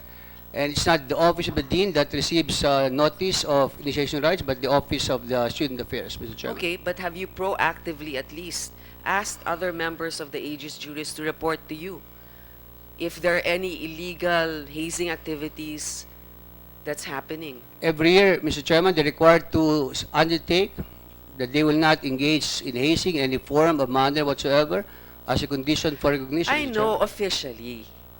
But wag mo sabihin wala ka ng makilala dyan kahit on leave na tinatanong mo, may hazing ba na nangyayari? May natanong ka ba? I presume that there is no hazing, Mr. Chairman. No, see? Okay. So this alone shows you're just presuming, you're assuming, but you're not exactly proactively investigating because you know how these kids are. You're once like them. And you know they'll do it behind the back of authorities. But having been a part of that particular group and system, you should know, you should be one step ahead of them. And as dean, if you're serious about this, you should have asked, you should have investigated, and I'm sure you would have found out. So you have not. But you can only investigate if there's a ground to investigate, Mr. Chairman. There's no ground to investigate. There are no occasions that would warrant investigation. That No. I don't exclude my There's part to always investigate, Mr. ground Chairman. to investigate Mr. because you Chair. know these are young children. If I may interject, just With the permission to of Senator Grace. with your permission, Senator Grace. Thank you, Mr. Chair. Let me point out something here. In 2016, there was an altercation between Aegis Juris and Gamma Delta Epsilon. Are you aware of this, Dean Divina? Yes, Mr. Chairman. Yes. In our research, we discovered that last year there was a complaint filed with the office of the bar confidant about the confrontation between Aegis Juris Fraternity and Gamma Delta Epsilon during the bar exams last October 12, 2016. In fact, in our research, it indicates that Dean Nilo Divina signed a memorandum where members of the Gamma Delta Epsilon Fraternity and Aegis Juris Fraternity were suspended from all bar operations and other, and I quote, all bar operations and other student activities within the UST campus or other site where the UST Faculty of Civil Law has an official activity. Will you confirm that, sir? I did issue a circular you signed pending result of the investigation, Yes. Mr. Chairman. Yes. However, and this is what I wanted to raise, Mr. Chairman, in relation to Senator Gray's questions. Upon my talks with students from our alma mater, from UST, we were informed that there were only suspensions and no other penalties imposed on these fraternities and their members. Mr. Chairman, and may I ask the Dean of UST Civil Law, would not the altercation of 2016, as confirmed by that memorandum you signed, be basis for permanently revoking the recognition of both Aegis juries and the Gamma Delta Epsilon fraternity for the coming academic year, 2017-2018? Ito yung tinatanong ni Senator Grace. Kung ako'y sasama sa isang fraternity, at gaya po ng sinabi ng nagmamahal na ina ni Atio, kung makikita ko po na nandun po kayo, nandun yung picture po ninyo, talagang mai-inspire ho ako. With this issue na nangyari sa Manila Hotel, hindi pa rin na-revoke yung recognition sa kanila. As we speak, as I mentioned earlier, whether it's Divina Law Office handling the website of UST Civil Law, or it's just Google or technicality, if I Google, lalabas eh. So, lalakas yung loob ko. Talagang may engganyo ako na sumama dito kasi parang may protection ako eh. Can you comment on that, Dean? Thank you, Mr. Chairman. Why we created an independent committee to conduct investigation, and everybody is entitled to due process. I did not participate in the conduct of investigation, Mr. Chairman. It was headed by Dean Lope Peble from MLQ, who also teaches in UST, Attorney Vicky Luanson, who teaches in UP and UST, and Attorney Elgin Perez. So they're not affiliated with any fraternity. They conducted their own investigation, and their recommendation was to impose 6-month suspension, Mr. Chairman. I did not interfere in the conduct of the investigation, and records will bear me out that I have imposed sanctions on the members of the fraternity, Mr. Chairman. And it would not warrant the revocation of or the recognition of the UST Faculty of Civil Law sa dalawang fraternities na ito? It's not the civil law, the Dean's office that conducts this investigation, that determines if there's a ground to discredit any student organization, but the OSACs, Mr. Chairman. So you just let them operate, and gagaya nga nung tanong ni Senator Grace, don't you think it influences yung mga potential magiging members ng fraternity na ito na, uy, okay itong fraternity na to, na pag may nangyari, pwede ka tayong, may protection tayo? Well, there is no protection because I have imposed sanctions. In fact, membership in the fraternity is now a badge because the dean has been well, not in their favor. I would like to maintain my neutrality, and unfortunately, they are the receiving end of the bargain. So the doubts are resolved against them, not in their favor. If I give the special treatment, then they wouldn't have been suspended preventively, Mr. Chairman. Yung revocation po, wala ho kayong magagawa, parang yun yung sinasabi. But for this year, Mr. Chairman, they're not accredited by the university. Okay po. Sige po. Thank you, Senator Dean, Grace. was there ever a resolution served to both fraternities? Mr. Chairman, the draft was signed by the chairman July 18, routed July 18. dated July 18, but routed to the other members sometime in August, and given to us only second week, 30th of August, Mr. Chairman. When was it served to AJF, for example? And when was it served to Gamma, the other fraternity? Well, based on policy, Mr. Chairman, it has to be concurred by the OSACs. No, my question is, when was the resolution served to both fraternities? Was there ever a resolution? There was, Mr. Chairman. So when was the resolution served? Can you ask him? Last week, Mr. Chairman. Last week, after Atio? But the resolution was Atio given to us Hazing, only 2 weeks after enrollment has started, Mr. Chairman. So na-serve lang ito after nag-blow up yung Atio Hazing. But the And I heard yung Gamma, has not received their resolution. They have not been served. Only AJF. Is that correct? Well, verified, Mr. But I think we serve on both parties, Mr. Chairman. Only last week. It was concurred in by, it had to be concurred in by the No, OSACs. only last week. Yes, because it was concurred in only last October, Mr. Chairman. Kailan man nangyari? 2014 and 2016 incidents, di ba? No. Dalawa? 2016, Mr. Chairman. 2016. Anyway, sige, Senator Grace. Senator Grace, may I just one last just to point out, kanina kasi Mr. Chairman sabi sa atin na suspend ho ba? But in the altercation dito sa Manila Hotel, nandito ho yung pangalan ng mga involved. Nandito po yung si Arvin Balag. Nandito po, Mr. Chairman, si Ralph Trangia. Nandito po yung mga pangalan, no? Marcelino Bagtang, Joshua Makabili, Minwei Chan. So, I don't know kung ano yung sinasabi, Mr. Chair, na if they were suspended, they're still here, Mr. Chairman. Chairman, it's prospective, Mr. Chairman. The suspension was, the resolution was signed by the Chairman July 18, but concurred in by the other members of the committee sometime in August, and given to our office only second, third week of August, and then had to be concurred in by the OSACs based on the policy, and served in October, Mr. Chairman. So it has to be implemented or imposed prospectively, not retroactive, Mr. Chairman. Mr. Balag, were you there sa altercation na nangyari sa Manila Hotel? Or you still want to invoke your right to... Do not commit the mistake, ha? Mamaya, babasahin pa sa yung Section 19. You can be detained anywhere under the supervision of the Sergeant at Arms. So, do not irritate the members.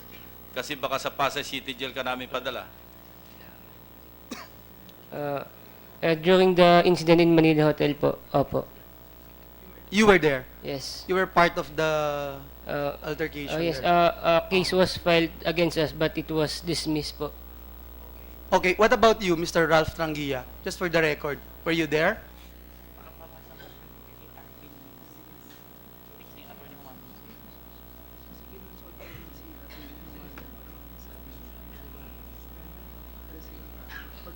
Mr. Chair, the case against them in Manila Hotel was dismissed.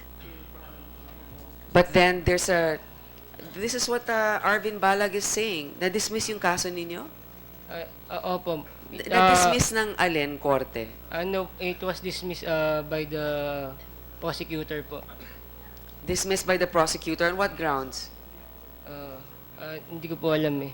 Pero, ang UST or the independent investigation came up with a recommendation. What was the recommendation? 6 months suspension, Mr. Chairman. So they found evidence of wrongdoing, obviously, of fault. But the prosecutor dismissed it. Well, there are different levels of evidence required for admin and criminal case, Mr. Chairman. Okay. I think si Ralph Trangia would answer my question. Unless he wants to invoke again his right to... Yes, Your Honor, andun po ako. You were there. Yes, Your Honor. You were part of the case. Yes, sir, pero the case was dismissed, sir. Yeah, and you were suspended also Yes, sir. for 6 months. Yes, sir. Both of you, kay ni Arvin, 6 months suspended ka rin, Arvin? We were suspended for a month, 3 weeks or a month. Preventive suspension yon, hindi pa yung actual suspension, right? Kasi yung 6 months, that decision just come up recently, Dean? So they haven't served it, right? 6 months It suspension. will be served it was served October 4, Mr. Chairman, October 4. So, effective immediately, just now, right? They haven't served it in the past. Yes, sir. So, ano yung sinasabi mong 1 month suspension? Ito pending an investigation of the Manila Hotel incident. Am I right? It was after the incident po. We were Kaya suspended. nga, after the incident, Apo. while they were conducting investigation. Yes po. Okay. So, Mr. Trangia, ikaw ba estudyante pa rin sa UST Law? Yes, Your Honor. So, hindi ka pa rin nakikick out? Yes, Your Honor. Ikaw, Mr. Balag, I'm already enrolled in another law school po. is there a reason why you're enrolled in another school? I was debarred po. You were what? Debarred po from USD. On what grounds? The 9-unit rule po. Alin? 9-unit rule po. Anong ibig If sabihin you nun? fail 3 subjects po. So it is an academic consideration. That's why you had to be moved to another school. Yes po. Okay. Matanong ko na, habang nandyan ka, Mr. Trangia, so meron ka nga bang pulang sasakyan na Mitsubishi?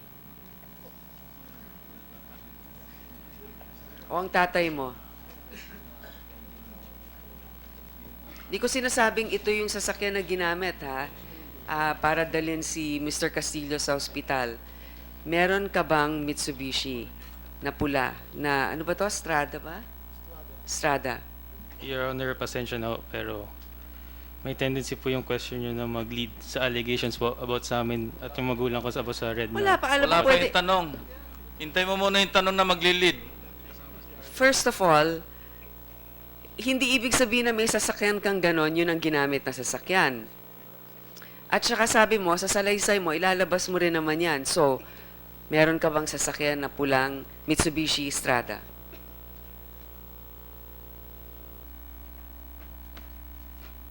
Pasensya na, Your Honor, pero I invoke my right against Okay, self-incrimination.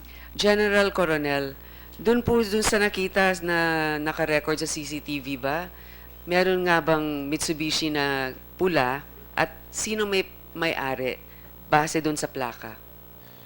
As a result of the investigation, Your Honor, we were able to view the CCTV recording at the Chinese General Hospital. There was a red Mitsubishi Strada pickup seen with plate number Zulu Tango Victor 539. And based on verification with the Land Transportation Office, it was registered to Mr. Arthur Tranja po, ma'am. Arthur Tranja, yun ba? Ano bang pangalan ng tatay mo? I'm sorry, Antonio Tranja, Your Honor. I'm sorry. I stand Antonio. corrected to Mr. Okay. Antonio Tranja. So, anong pangalan ng tatay mo? Antonio po, Your Honor. So, Antonio Tranja. So, pareho lang dun sa nakarehistro na nakita. Pero hindi mo nasasagutin syempre kung yun nga yung nakita. Bakit No, ka... anong address nakalagay, General Coronel? Yes, Your Honor. Based on the LTO records, Yes. what's the address of Antonio? The record of certificate of registration shows that the address is 52 MacArthur Highway, Bangkal, Mekawayan, Bulacan, Region 3, Your Honor. Doon ka ba nakatira? Anong address mo? Pakibigay yung address mo, Mr. Trangia. Yes, Your Honor. Doon ka nakatira? Yes po. Okay. Alam mo, napapabalitaan, kahit sa news, na ikaw ay pumuntang Amerika kasama ng iyong ina. Totoo ba yan?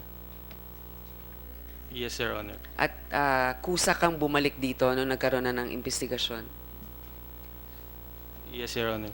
Alam mo, makikita mo dito ano ang first name mo ulit, Mr. Trangia? First name? Ralph, Your Honor. Ralph, hindi ko kasi makita yung nameplate mo. Ganon kakamahal siguro ng mga magulang mo. Na ang tatay mo di umano, kasama mo nga dito, ang nanay mo, pinotektahan ka. Natural lang yun sa mga magulang. Siyempre, ayaw mong mas lalong madiin o lumalim pa ang nagiging problema ng anak mo. Ang instinct ay tutulungan. Ang swerte ng mga magulang mo, nandyan ka pa. Hindi na nila kayang protektahan ang anak nila. Kaya nga dito, na sinamahan ka ng nanay mo na ilabas ka, naintindihan ko yung ginawa ng nanay mo Pero, ngayon, isalba mo naman din ang pangalan nila. Lalong-lalo na kung hindi naman ikaw talaga ang direktong pumatay dito kay Mr. Castillo. So, sasakyan mo ba yung ginamit o hindi mo pa rin sasagutin yan? Your Honor, pasensya na po, pero I invoke my right against self-incrimination. Ay, nako. Nandito ba ang tatay mo? Yes, Your Honor. Pwede ba natin matawag, sir? Yes, of course. Kindly call Mr. Antonio Trangia. Clear? Comsec? Ang Kindly nanay mo administer. rin ba naririto? Kindly administer the oath to Mr. Antonio. Yes, Your Honor. Siguro both your parents, if they can be here.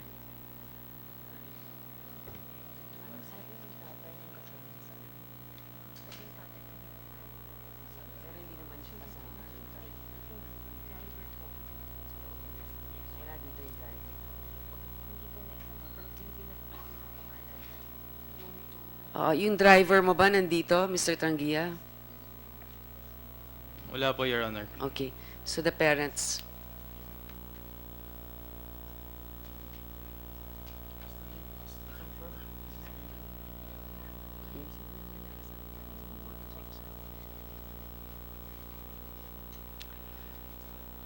Nasaan yung mga magulang mo? Ito po ba sila?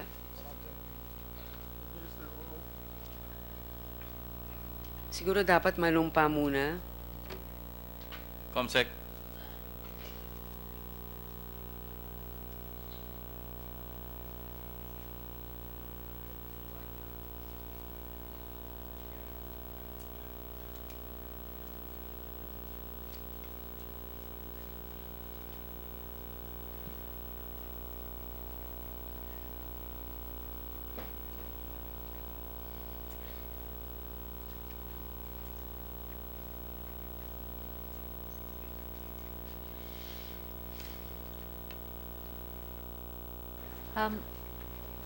Sir, ma'am, kindly stand po.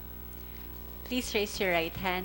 Do you solemnly swear to tell the truth, the whole truth, and nothing but the truth in this Senate inquiry? Okay, thank you. Please proceed, Senator Po. Okay. Mr. Trangia, what's your first name? The father of Ralph.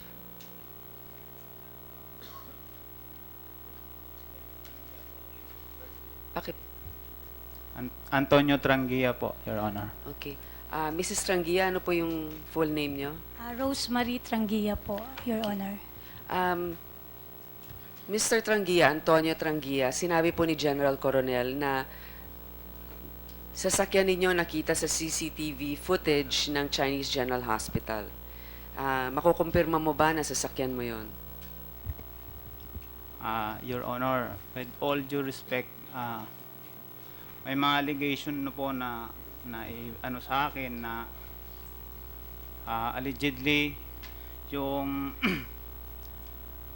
sasakyan po na naghatid kay Horacio sa Chinese General Hospital ay ano po sa name ko po. Pero driver mo nakausap niyo. Kasi syempre, di ba, naglabasan na yung balita na yan. Natural, kakausapin mo yung driver mo. Nandun ka ba? Ano nangyari? Wala po akong... Hindi mo kinausap ang driver ninyo. Alam mo, kayo po ay nanumpa, ha? Huwag kayong magsisinungaling. Kung meron na pabalitaan na ganyan, ang una mong tatanungin ay ang mga empleyado mo. Totoo ba yon? O nawala ang sasakyan? Nakarnap pa yung sasakyan noong mga oras na yon? Hindi mo kinausap ang iyong driver?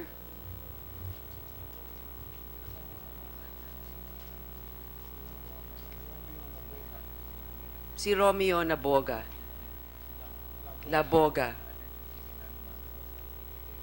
Nasa inyo pa ba si Mr. Laboga?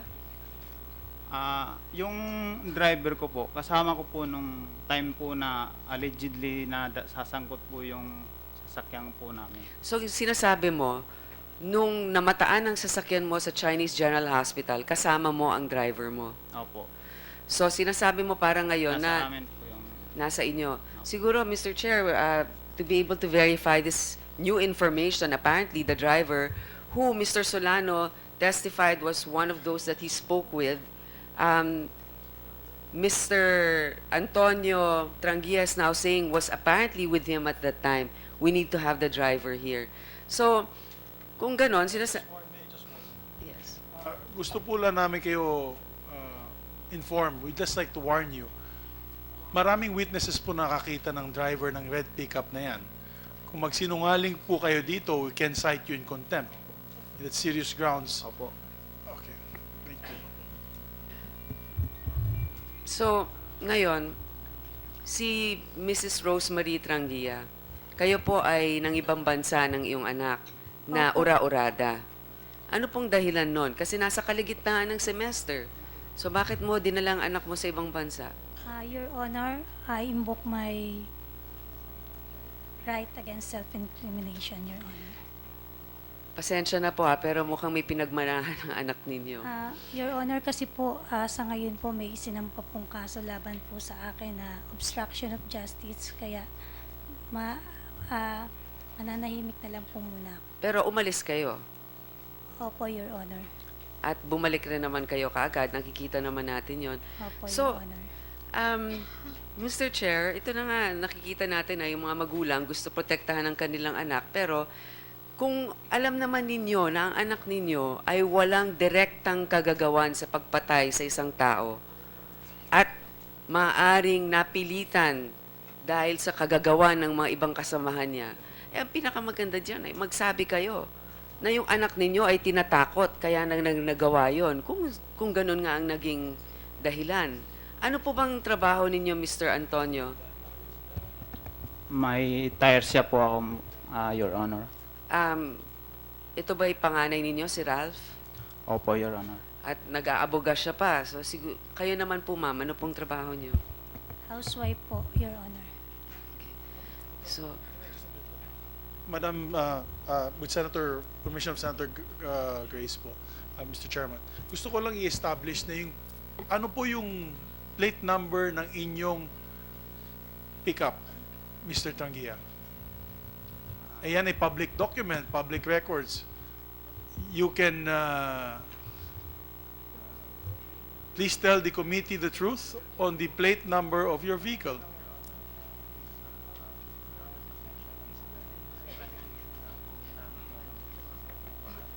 remember yung CCTV, may date at timestamp yan.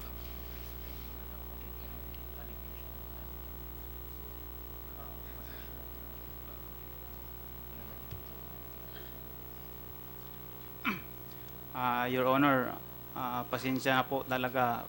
May pending na po kasing inano sa na allegedly yung ginamit yung pick-up. I invoke my right against incrimination. Kung hindi niya aminin, Mr. Chair, yung mismong plate number na sasakyan niya, alam naman natin na may tinatago na talaga dito. Alam mo, mas pinapalalanin yung inyong sitwasyon. Kasi sa umpisa, maintindihan natin bilang mga magulang, ang una ninyong mga kilos, pero kung patuloy ninyong pagtatakpan ang isang bagay na mali, hindi na kayo matutulungan.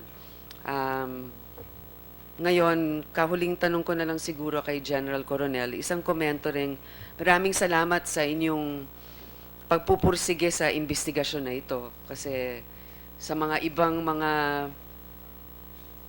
mga nakakausap natin ng mga director ng PNP, hindi ganito ka-extensive ang partisipasyon nila o pag-iexplika. So maraming salamat.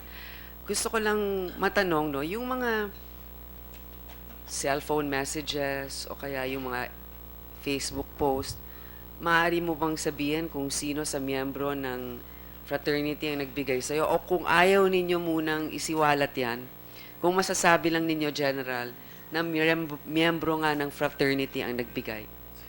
Yes, ma'am. We have sources relating to Facebook posts, exchanges made in the social media, and even calls or SMS sent to different text messages. We have applied a court order to allow us to direct the telecommunications company concerned to provide us these call details, and we're waiting for those results, Your Honor. And we're hoping to submit it on time before the next scheduled preliminary investigation, ma'am. So, General, you were able to obtain this through forensic intelligence, or was it actually submitted to you by a member of the fraternity? Both, ma'am. We were able to, Excuse me, information Senator Po. were provided to us. This is in relation to the Facebook recent post statement and- of Yes, General Coronel. We have here another screenshot, no? Yes. Nag-circulate na ito online, which appears to be a conversation between O.J. Onofre and you're here, no, Mr. Onofre? O.J. Onofre and unidentified person. Undated ito, but I'd like to show to our distinguished colleagues yung nilalaman nung screenshot. Please.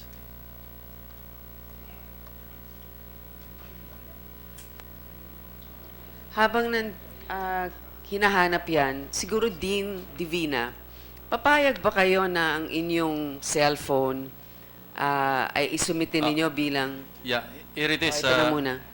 Para lang makita natin na talagang planado yung gulpihan. Kasi itong sinasabi rito, J. Onofre, may initiation kami kasi ulit Kaya baka hindi na naman. And then blip, of course. daming sumasali mga bobo, tatmad, haha. This is the part that I'd like to highlight. Ano, gulpihan lang naman dito. See?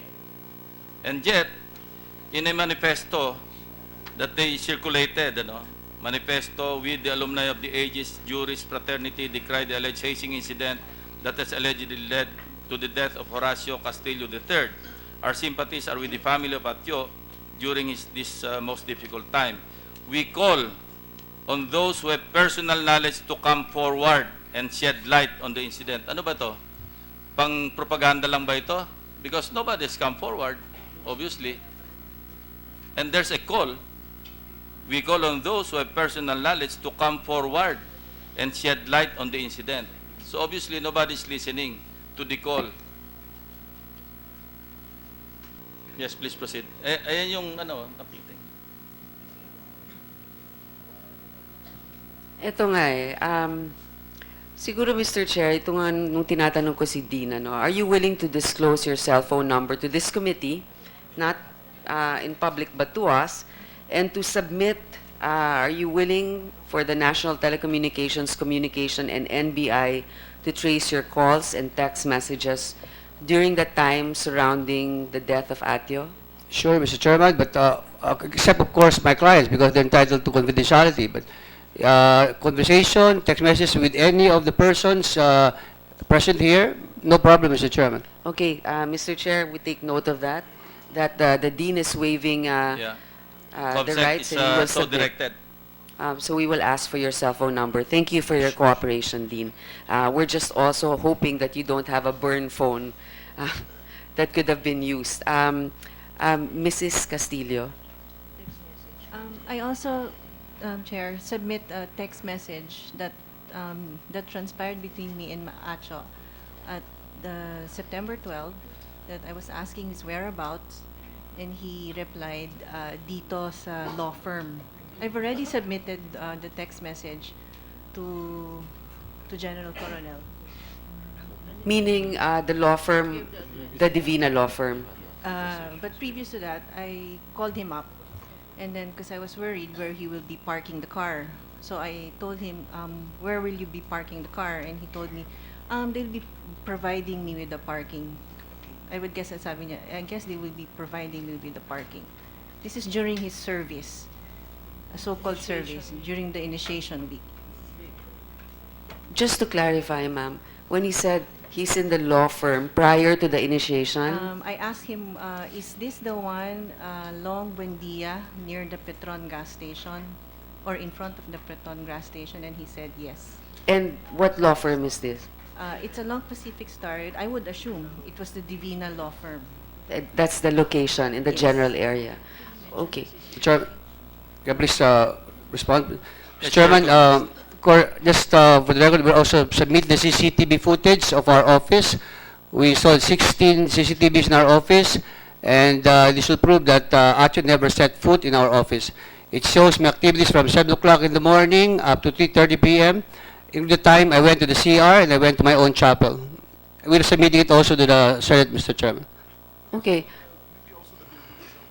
Maybe also the building itself, General.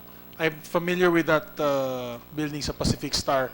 Maybe you can ask the footage. Maybe they did not enter the office, but they could have met in the ground floor of a pick-up point.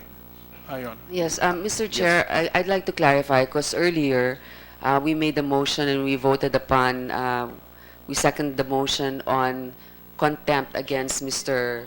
Bala. He still has not answered that question I asked him initially.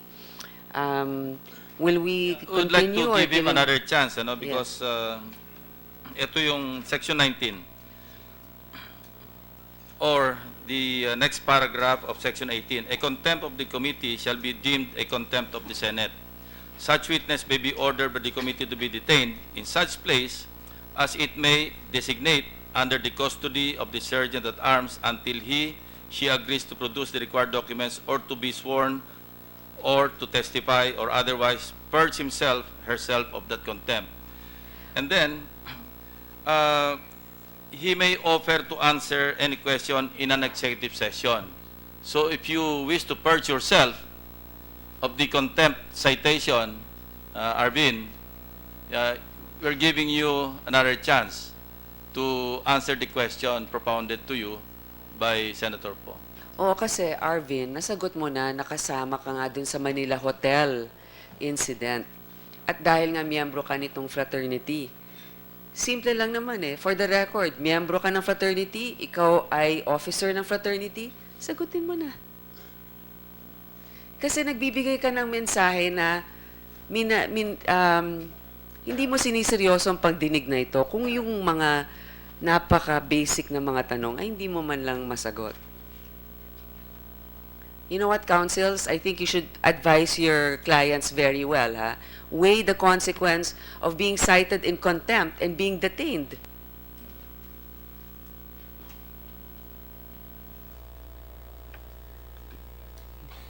Kailangan mong palitan yung mga abogado mo, ha? Your Honor, pasensya na po talaga. It's one of the elements of the offense. That is a choice that you have to make, ano? You have been already cited in contempt and ordered detained. No? We have not determined where. You may be detained in the Pasay City Jail. I'm telling you that. As suggested by the majority leader, I was just talking to him over the phone. Sabi niya, we're on recess. And we're on recess, ha? And until such time that you are able to purge yourself by testifying or not evading, doon ka palang pwedeng i-release ng committee. Kaya, I don't know if you will still listen to your lawyer for such a simple question that will not incriminate yourself, by the way. Your Honor, pasensya na po talaga. Because the document itself, it proves but I will not admit it po. You know what? Being a member of a fraternity does not necessarily admit guilt on what happened. I'm giving you a chance. Kasi bata ka pa, ayaw kitang ma-detain. Lalong-lalo na dun sa Pasay City Jail or kung saan mga city jail. Hindi ko alam kung mensahe mo ito na kaya mo, you're a tough guy, you're the leader, you will take it. But pick your battles. Mahaba-haba pa tong laban na to.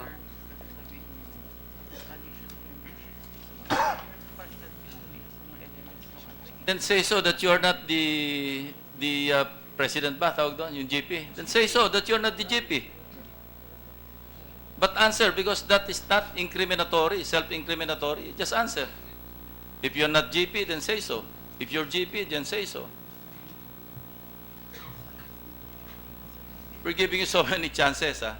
I'm telling you. Mr. Chair, kahit hindi mo ibigay ang posisyon mo, kung napatunayan na nandun ka sa pinangyarihan yan, damay ka pa rin eh. Pero kahit na ikaw pa ay pangulo ng organisasyon na yan, kung wala ka naman doon at wala kang ginawa, wala kang kasalanan.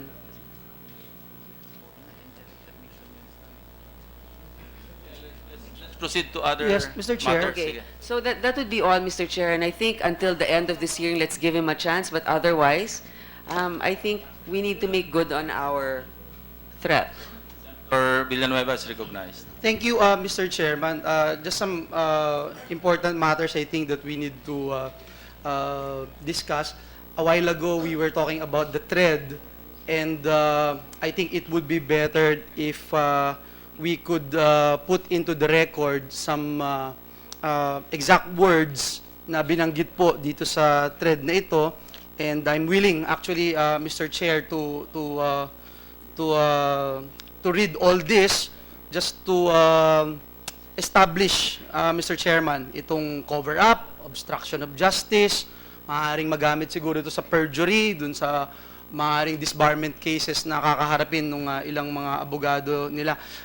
Just to point out, Mr. Chairman, for example, ito pong chat room na ito, ang mga membro po nito, iisa-isahin ko lang po, si Attorney Marvy Abo, Brian Banggi, Attorney Cecilio Jimeno, Attorney Alston Kevin Anarna, Attorney Ferdinand Rogelio, Attorney Edzelbert Canlas, Attorney Cesar Ocampo Ona, Arvin Balag, Jose Miguel Salamat, Attorney Gaileg Dante Acuzar Caraan, Attorney Henry Pablo Jr., Attorney Michael Vito, Attorney Cesar Mongaba de la Fuente, Attorney Nino Cervantes, Ronald Cheng, Attorney Angelo Ventura III, Milfen Alvarado, Attorney Jet de la Peña Villaroman.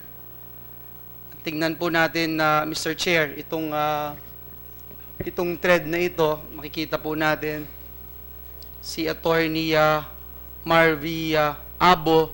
Ang sabi po niya, Brads, we need to meet ASAP, calling on all die-hard agents.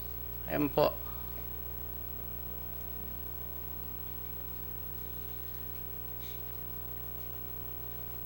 Tapos puntahan po natin yung pangalawa. Sabi po ni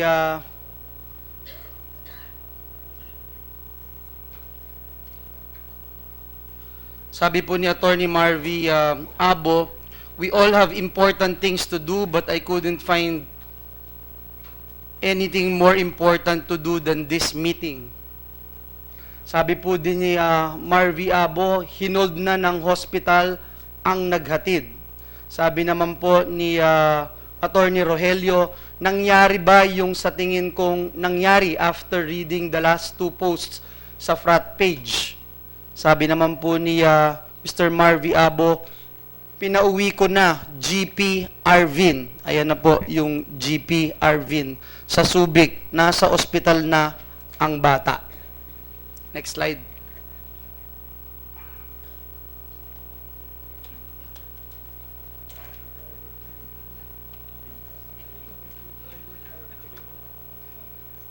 Nakalagay sa isang thread, yung driver, Mr. Marvy Abo, had mentioned yung driver ni Arvin at si Brad Popoy Solano naghatid. I Ayan presume po. naghatid sa ospital. Opo, nakalagay po. Next, please.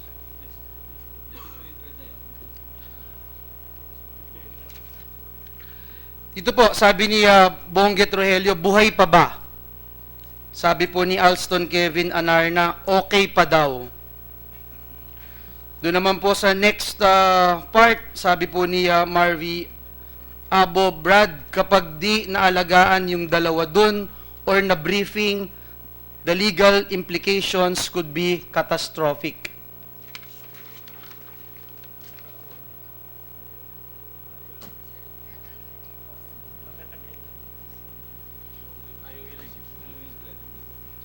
Maliit eh. After nitong catastrophic.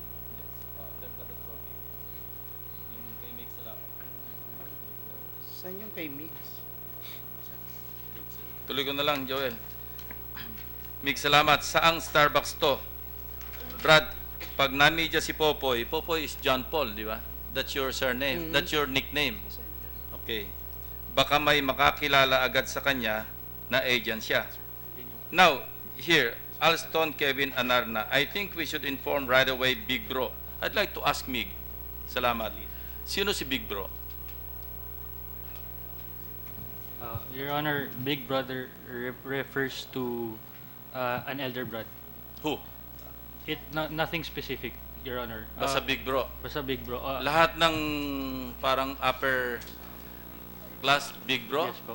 Yes po, Your Honor. Attorney, andito ka rin sa thread eh. Ikaw nagtanong kung buhay pa. Yes, Your Honor. So ano yun? Sino si Big Bro dito? I do not, Your Honor, I was part of the conversation during the first part only. And Hindi, magkasunod lang oh. after my last post, Your Honor, to be honest, Your Honor, I was not, although my name appears in that conversation, I was not particularly giving attention to it, Your Honor, towards the latter part. Tuloy mo na, Joel. Thank you. Slide. Sabi naman po ni Alston Kevin Anarna, I think we should inform right away, Big Bro, may CCTV daw ng barangay sa Waning, nakatutok sa Frat Live. I suppose that's the Frat Library. May concerned citizen daw nakamotor. Nakita may binubuhat na parang patay sa sasakyan. Nakabalot daw ng kumot sa tapat ng Frat Live. Sabi naman po ni Alston Anarna, kinausap lang guard sa tabi ng FL, Frat Live. We ask, with the permission of Senator Villanueva, but we asked General Colonel if we got the statement already of the guard that they are talking about. Yes, Your Honor, we were able to get 2 witnesses in the area near the frat library saying the circumstances relating to the body of Atio being brought out by alleged members of the Aegis Juris fraternity. So we have that already on record, and the same will be submitted to the DOJ investigating panel, sir. Presume they'll also be able to recognize faces and personalities, including the driver, supposed driver of Mr. Trangia. We'll have to wait for the official verification of the identities of the drivers of Trangia, and then we'll have to show it again to them for validation, Your Honor. But he was able to identify at least some of the Aegis Juris members present here, Your Honor. Thank you. Let me go back. Dito naman po, si Attorney Cecilio Jimeno. Sabi po niya, Novotel, Brian, nasa lobby pa kami. Sabi po ni Ces Jimeno, 3rd floor, Business Center. Sa next slide, si Attorney Edsel Bert Canlas. Siya po yung paring Edong. San ka na batch? San kita puntahan? Naka-frat shirt ako ha, punta ko dyan.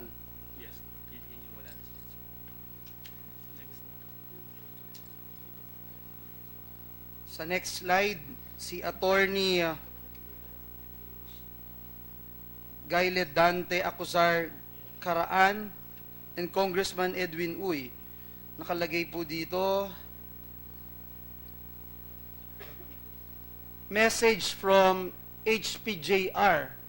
May place na tayo, Brad. Kung Edwin called me just now and suggested that we form a crisis committee. The primary task is to reach out to the family of the victim para di na mag-ingay. Next slide. Milfen Alvarado, saan venue, Brad? Sabi naman ni Brian Banggi,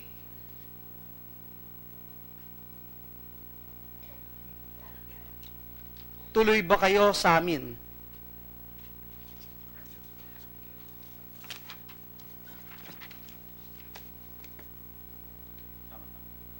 Next slide, please. Attorney Cesar Gabad de la Fuente, or Mong. At the moment, wala pa daw consensus kung sasabihin na. Yun pong available, punta po kayo bahay ni Brian Banggi.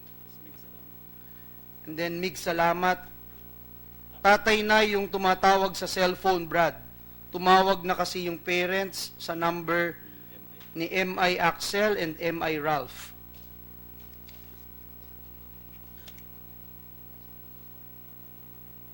Mig, salamat. Brad, flood na ng messages laman ng cellphone. Nung Brad na yon, puro from mom and dad. Lagpas na rin sa daliri ko yung missed calls. Sabi naman ni Attorney Alston Kevin Anarna, Brad, may kaya yung family niyan. Bukas, makakakuha na sila search warrant sa Frat Live. Sana malinis na. Matanggap na ang matanggal na, I suppose, ang typo error na ang paddle doon. Next slide. Attorney Manuel Ventura III.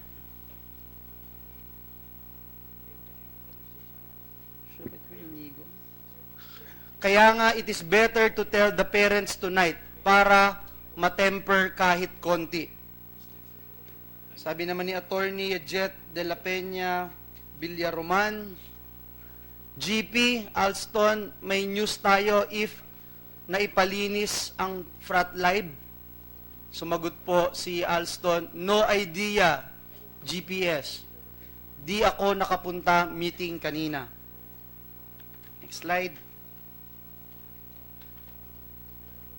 Attorney Bert Canlas. We need the guidance of the elders, otherwise we should not be blamed for whatever decision that we will make. Sabi naman po ni Mig Inigo. A brief interjection, Senator Yes, Joel. please. Para lang kay Attorney Layusa. Ma'am, si Alston Kevin Anarna, is a lawyer, no? Abogado ito. Yung kanya sinabi Yes, dito, Brad, Your may Honor. kaya yung family niya bukas, makakakuha na sila ng search warrant sa Prat Live. Sana malinis na, matanggal na ang paddle dun. Can the Supreme Court motu proprio take cognizance of whatever administrative case is filed against or kung ano man yung liability niya administratively? Yeah, I think so, Your Honor. The Supreme Court Assuming na ma-authenticate lahat ito. Apo, Your Honor. So, if you examine the statement or the chat, ano, sana malinis na, matanggal na ang paddle dun. Yeah, it can be So, considered. coming from a lawyer, no? Yes, Your Honor. It can be considered as evidence against whoever said that po Thank or you. texted it. Thank you, ma'am. Yes, PG. Your Honors, without passing as to the admissibility of these slides, Your Honor, and for whatever purpose it may be worth, we again request, Your Honor, that copy of the slides be furnished the prosecution office to be forwarded to the panel of prosecutors for the evaluation, Your Honor. We will do that, PG. Thank you, Your Honor. Thank you, Mr. Chair. Just to, sabi po ni Mig Inigo naman, the guidance must be given immediately. Yung consilium tortured na din mga utak nila. Next slide. Certain Ronald Cheng.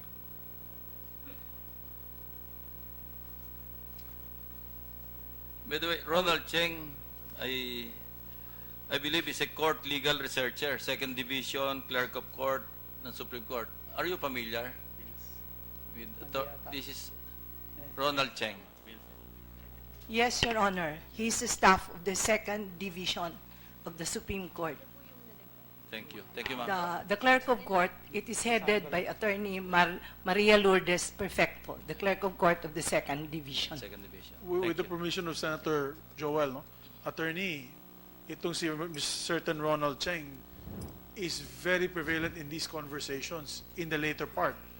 I just cite one instance where nakita ko na ang CCTV. Nag-recon na din ako sa lugar. Hindi tayo covered ng CCTV ng barangay.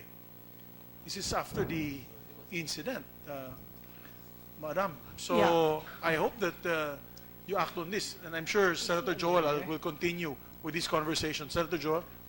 Yes, Your Honor, I have to check if he is already a lawyer and has taken his oath. Otherwise, if he's not yet a lawyer, when he took the bar, that will be the time that the Supreme Court will allow him to take the bar conditionally. If he's not a lawyer, he cannot be disbarred. Yes, Your Honor. Yes, but that's correct, Mr. Chairman. But he's an employee of the Supreme Court. Is that not so?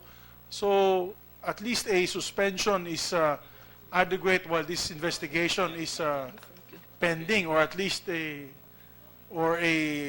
voluntary leave of absence. No, Your Honor. I know how you will answer, attorney. Not too fast, no? Not yet. Not yet. He cannot be disbarred or a case filed against him before the Supreme Court because he is not yet a lawyer. But a criminal action or an administrative case can be filed against him before the ordinary courts or before any administrative quasi-bodies, Your Honor. Sige, attorney, pakinggan nyo lang yung conversation, attorney, ha, para matuwa po tayong lahat sa mga sinasabi niya. Kasi member po na ng Supreme Court. He's an employee, am I not mistaken? Yes, he's an employee. Well, there you go, ma'am. So just listen to this conversation. General Coronel, how Yes, Your fast can Honor. you authenticate this?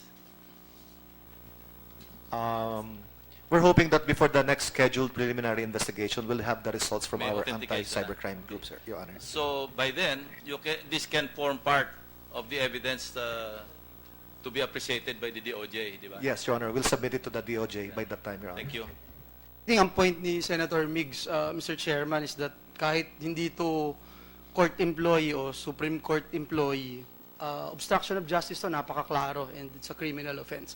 Let me just continue, Mr. Chair, as read a while ago by Senator Migs.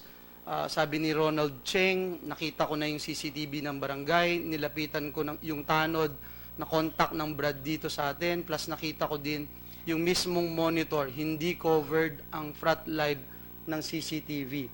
Sabi naman po ni Milfen Alvarado, close ni Dax Arian, yung kapatid na babae. Mula nung tinext ko kanina, yung whereabouts sa body ni Brad Horacio, an hour later, may pumasok na info na napuntahan na.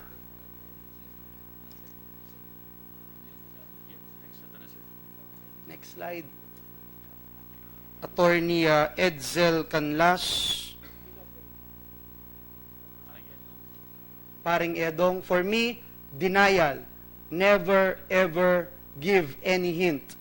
Sabi naman po ni Mig Salamat, pero kasama ko si GP Arvin Don Brad.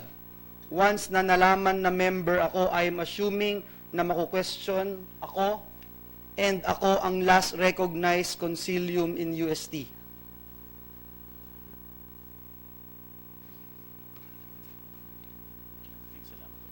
Paring Edong, again.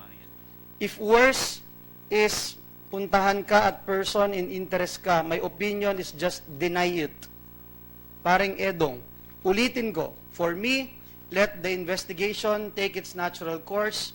The moment na maging suspect ikaw o kayo, you already have the rights. Pwede ka na mag-deny. Kapag dinampot ka, natural, you will need lawyers.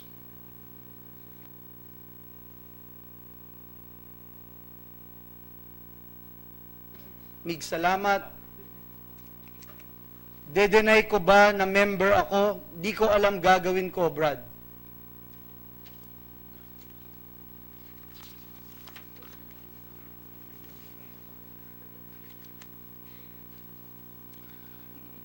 Sabi po ni Attorney Michael Vito, just a reminder, the frat stand by the principles, no injustice. Suffer no injustice. Sabi po ni Mig Salamat, Brads, pumutok na sa media.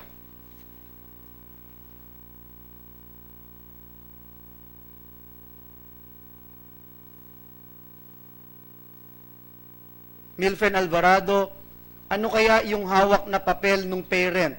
I hope hindi yan yung flyers.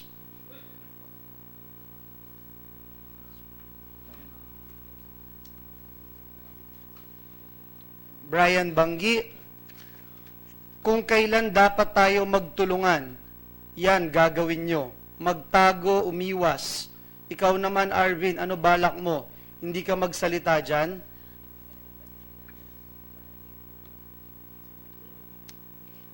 Arvin Balag, naghahantay Brad kung anong sasabihin ng elders. Yan ang usapan sa chat ng mga GP.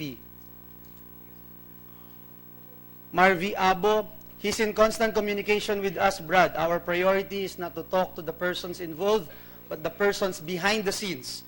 And tayo yun, bro.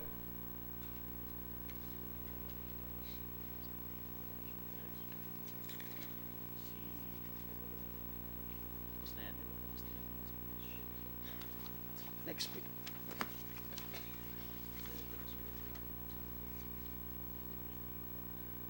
Paring Edong, mga walang kwenta, after you take the benefits of the fraternity, ganyan gagawin nyo sa mga batang nakataya kinabukasan dito.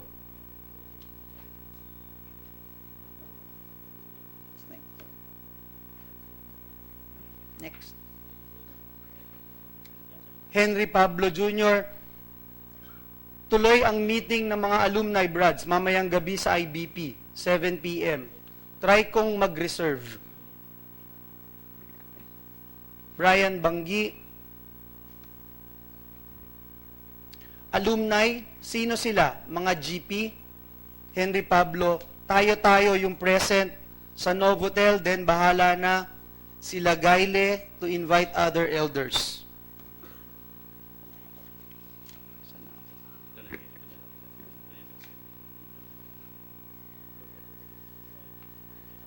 Attorney Marvy Abo, I move that the 7 p.m. meeting be moved to 1 p.m. Every second counts, brads. I understand that we have personal commitments, but the life and liberty of our brads are on the line. We are moving too slow and talking too much without any concrete plans. The student brads are not just our concern here, but their parent as well. The parents are already making their own plans. I've talked to some of the parents of our brads. All that I can give them is a general plan without any specifics. Is this what they're looking for? May I respectfully ask if there is one senior brad or founder who will attend the meeting today?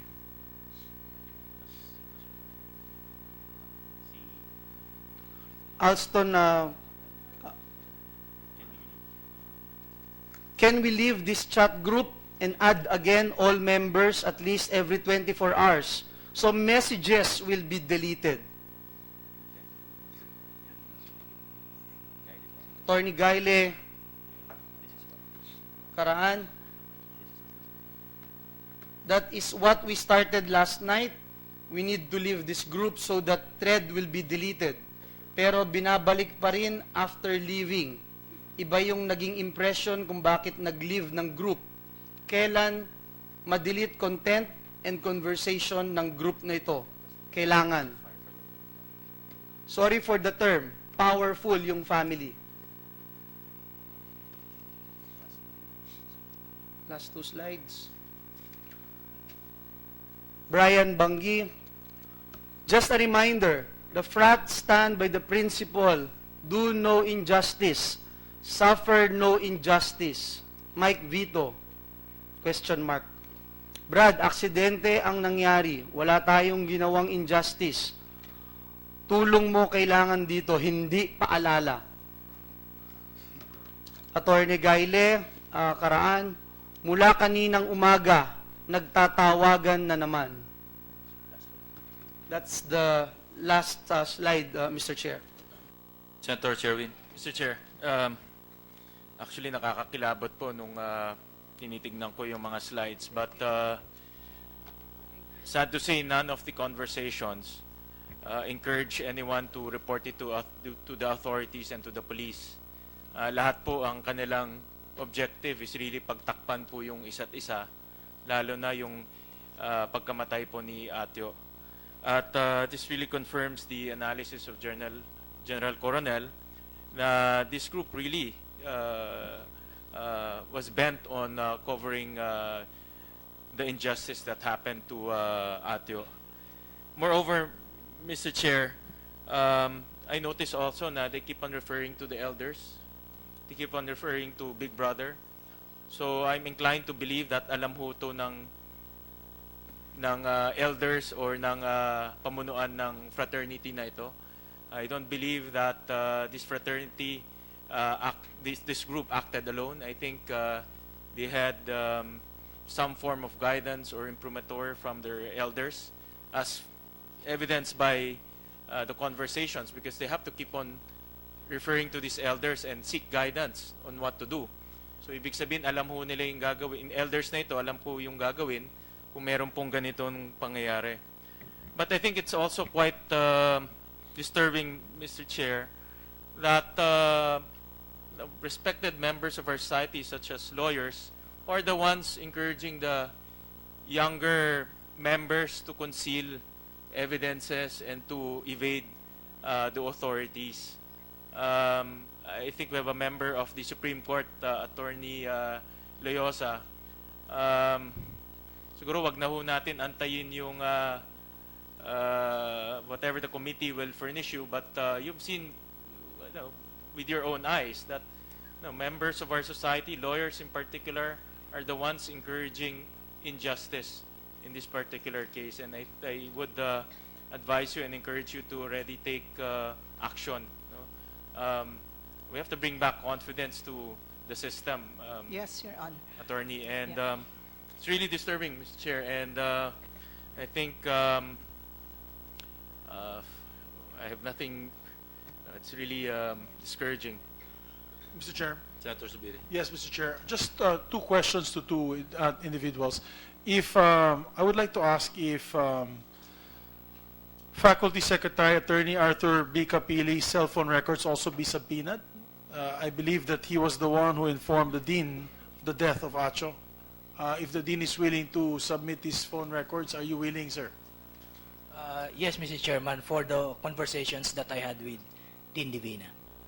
And for those also, for other conversations that were done with Yes, the Your members of the fraternity that are here. For those entire September 17, Yes. those who I called or who called me, Yes. I'm willing you, Mr. Chairman. Thank you. So this committee secretariat is hereby ordered, Mr. Chairman, if it's all right. And then last question to General Coronel. General, I came out in some news agencies the other day na yung DNA po ni Atio ang nahanap dun sa paddle. Can it be confirmed to this hearing? Yes, Your Honor. Based on the SOCO findings made inside the frat library where the initiation had allegedly taken place, body fluids and other trace evidence were recovered by our SOCO crime team, and based on examination with DNA sample taken from the parents of Atio Castillo, it was 99.99 positive match, Your Honor. General, kung nakuha niyo yung DNA ni Atio, makukuha niyo rin yung DNA ng pumalo. That will be possible, Your Honor, provided that will be given specimen samples from those persons who we believe will be involved in Si the Solano initiation. identified some people, some of them, who were present during that time. And I would mention them again, Mr. Chair, if your kind indulgence. Si Mr. Arvin Balag, Mr. Mark Anthony Ventura, Axel Hipe, Oliver John Onofre, Ralph Trangia. Ito yung particularly na-mention ni Solano, and a certain Dan and Zach. Dito sa mga na-mention ko, willing ba kayo magbigay ng DNA para ma-clear yung pangalan ninyo? Siguro lahat kayo ang nasa isip nyo, hindi kayo kasali dito. With the kind indulgence of Chair, Mr. Balag, ikaw ba ay willing magbigay ng DNA right now?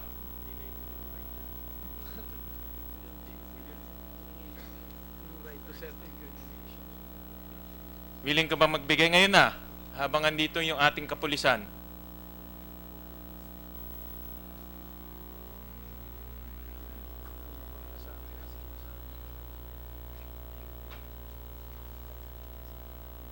Mr. Chairman, before he responds, because I have to leave flight to Mindanao, we just like to put on record, not all the people mentioned by Solano in his testimony, although these are the most damaging because we have an eyewitness of these people that were there, but it's possible that many of the members of the fraternity had left when they found the situation of, or after the situation of Atio Castillo. So it is very important that the MPD still continuously look for evidence against other members of the fraternity who were not there or were not mentioned by Solano in his testimony. Pwede kasi pagkatapos umalis na sila, alisan na sila, nagtago na sila. But I'd like to remind these gentlemen and ladies or gentlemen that were mentioned by Popoy Solano that mabigat yung hinaharap niyong mga kaso. I repeat again, Mr. Chair, Mr. Balag, payag ka ba ibigay yung iyong DNA ngayon din sa ating mga kapulisan para ma-clear yung pangalan mo?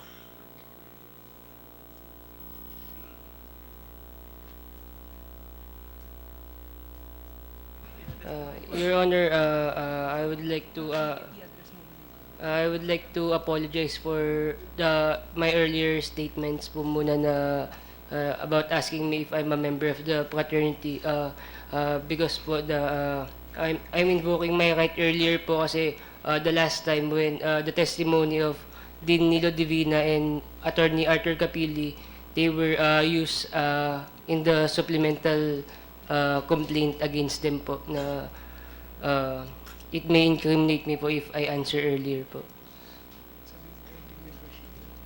I'll go, Mr. Chair, with kind indulgence. I'll go through one by one. So, papayag ka ba o hindi? Can you answer straight? If you say it will incriminate you, that says a lot, ah. Not at this time po siguro, Your Honor. Papayag.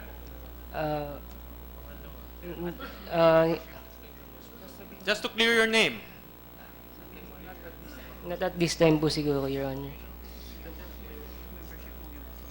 I'll go to the next person, Mr. Chairman. Si Mark Anthony Ventura.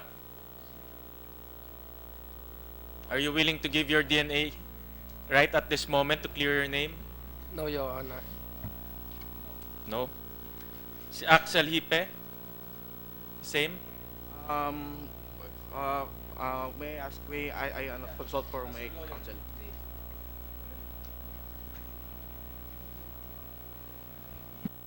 Your Honor, with all due respect, not at this time din po. Kay Oliver John Onofre. Your Honor, if ordered by the court, I am willing. And last kay Ralph Trangia. You know, when I hear somebody say na o says na payag siya, check na wala siya doon. Pero as long as you say na you don't want to, you know, subject yourself to DNA examination, most probably you were there. Kay Ralph Trangia. Your Honor, pasensya na po pero hindi po ako pinangalanan ni Popoy. And antayin ko na po yung proseso sa DOJ. Alam niyo, sa isip ko, lahat ng minensyong kanina, lahat kayo kasali sa mga pumalo. Lang, Senator Gatchalian, ang binanggit mo, sinabi mo, although my name was not mentioned by Popoy Solano, but the getaway vehicle, the vehicle that delivered the body to the hospital, if proven correct, is yours. Mabigat yan, my friend.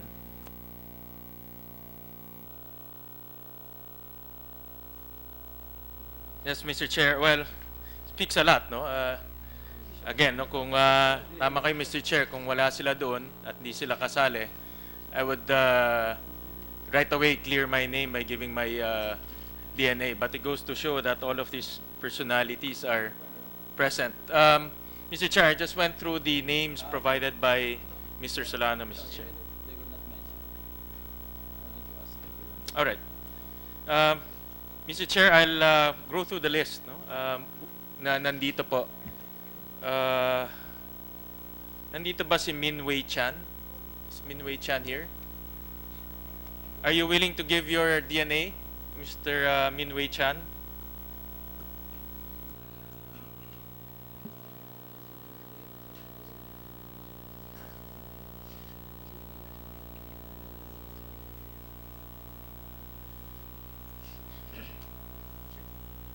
To clear your name. This is to clear your name. Good morning, Mr. Chair. Not unless with a proper court order po. Mr. Chair, thank you. How about to Joshua Makabili?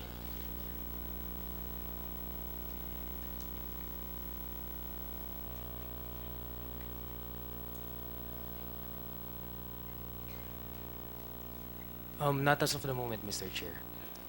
Ito, mahulog ako sa upuan pag hindi ito papayag. Si Jason Robinos. Siguro, I would gladly go by the test, There you Your are. Honor. Congratulations, Jason. When I hear somebody say na mag-undergo, no, sa akin, in my mind, clear kagad eh. Being an investigator.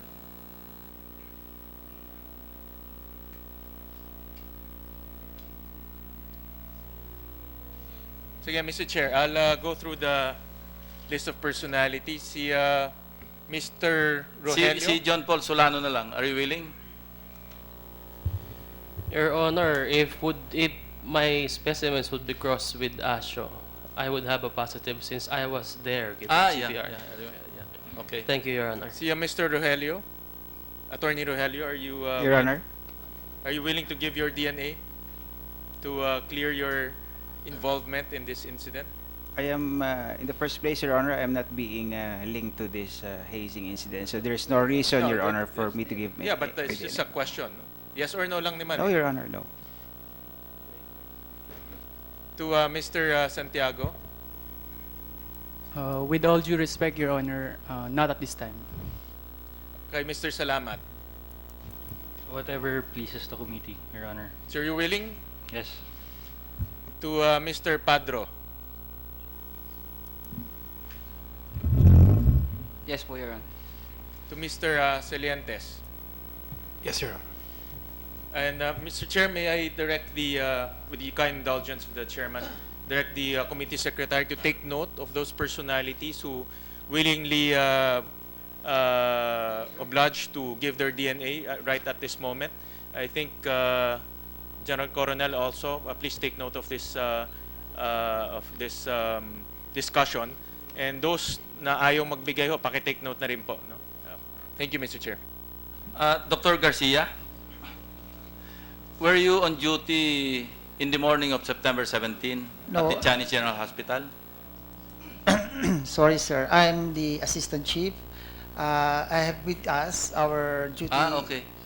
Nurse. Dr. Clark and the duty nurse and the guard who saw Please. Atio when he came to the emergency room. Okay. Sino yung naka-duty? Chief nurse? Every, Doctor? I brought everybody starting from the guard, the two nurses who And they were actually there when Atio was brought to yes, the even Chinese the one General. who interviewed Mr. Solano, Okay. and even the one who saw the driver of the.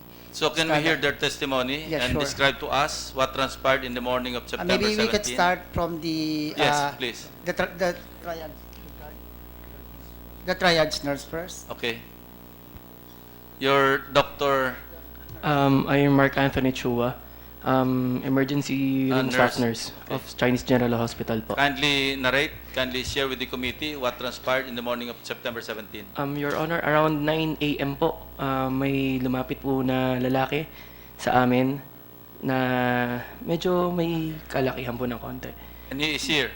Yes, Paki-identify mo lang siya. si Sir John Paul po. So he was there. He was the one who approached you. Yes po. Okay, sige, tuloy. Tapos, tinanong po niya na may nakita daw po kasi siyang body na sa may tondo daw po. Naghanap daw siya ng yosi. Tapos, sa dami daw po ata ng truck na dumadaan, natanggal po yung pagkakabalot. Tapos, tinanong niya rin ako na if ever daw may dalhin siyang patient, ma-hold ba daw siya. Then, sinagot ko po siya, opo, kasi custody niya po niya yung patient kasi siya po yung nagdala.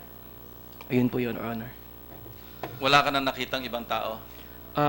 Patients focus po kasi kami, Your Honor. So, after po namin i-transport yung patient dun sa red na sasakyan through the stretcher, dire-diretso na po pinasok at saka nakafocus na lang kami sa mismong patient So aside from Mr. Solano, wala ka na nakita pang iba?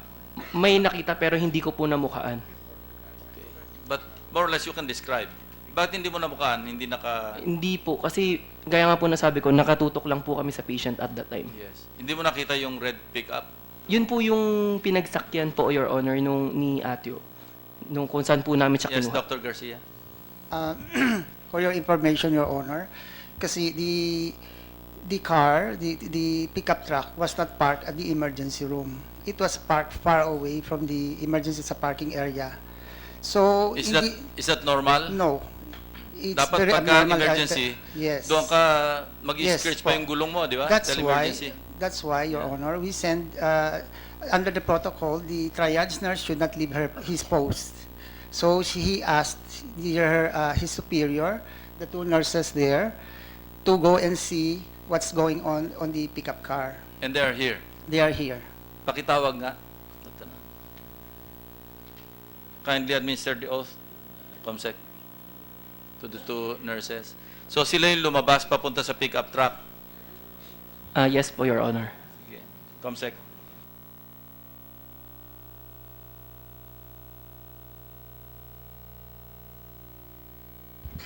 Good morning, Your Honor. I am Shirley Baluyot. I am staff nurse of ER Chinese Gen. Ako po yung... I-administer ka muna ng oath mo. Sorry. Kindly stand. Okay na kayo? Yeah. We're done na po. Tapos Kanina? Yeah, Okay, no, sige. Proceed. So, yun nga po. So, nung si Mr. Solano po lumabas, pumasok po siya ng ER namin. Tapos nagtanong po muna siya dun sa triage.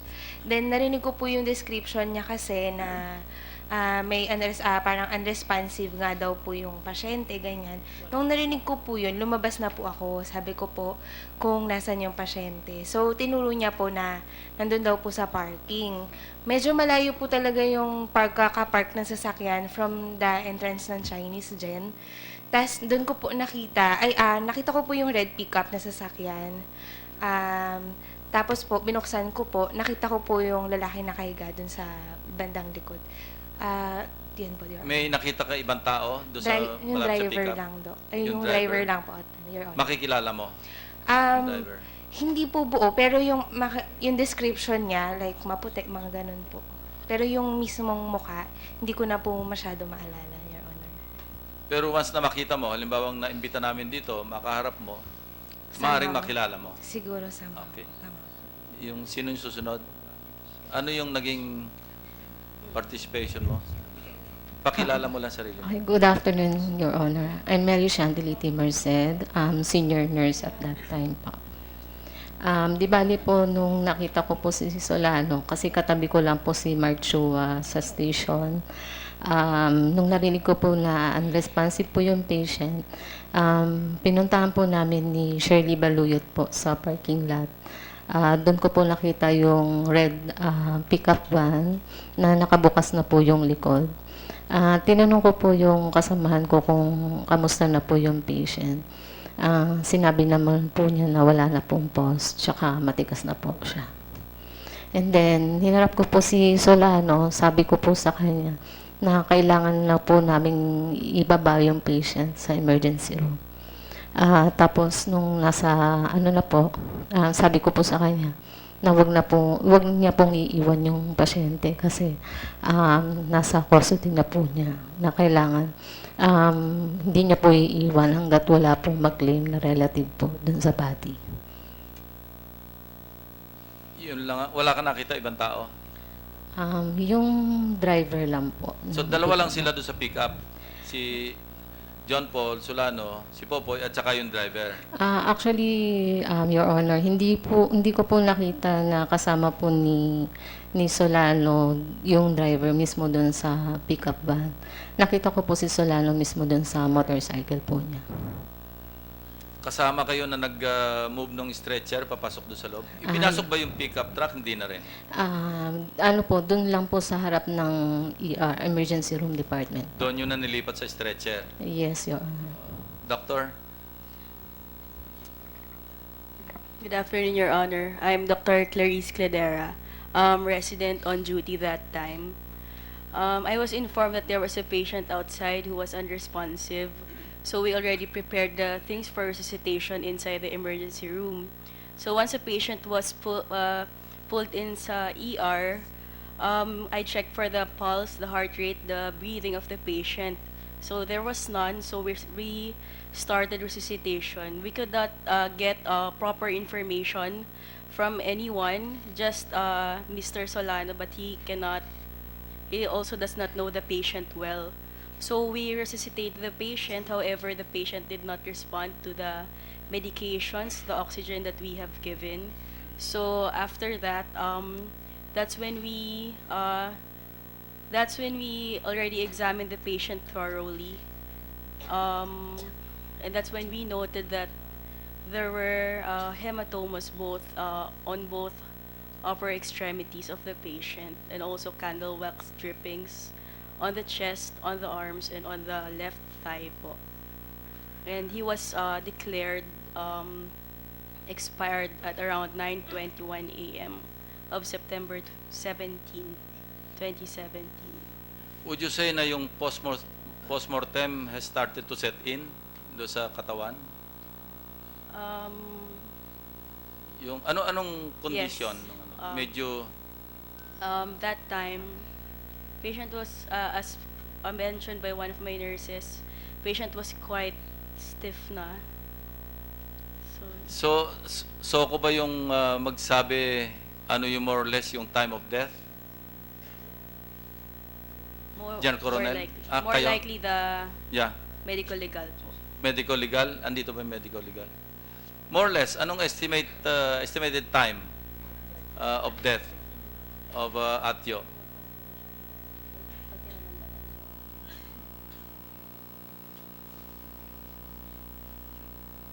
Your Honor, I cannot estimate the time of death because when I see the victim, he was already embalmed.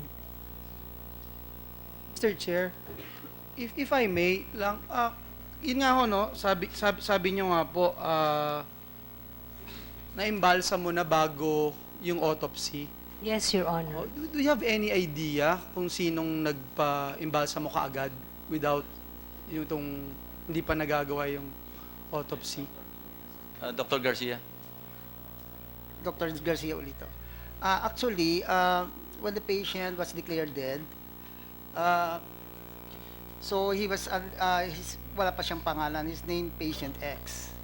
And there's two homicide detectives from the police station who told us that they will claim the body for autopsy.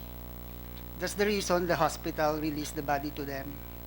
The two policemen also Kiss came the with, body to the policeman. yes, they came also with a funeral service. Then they took the body from us.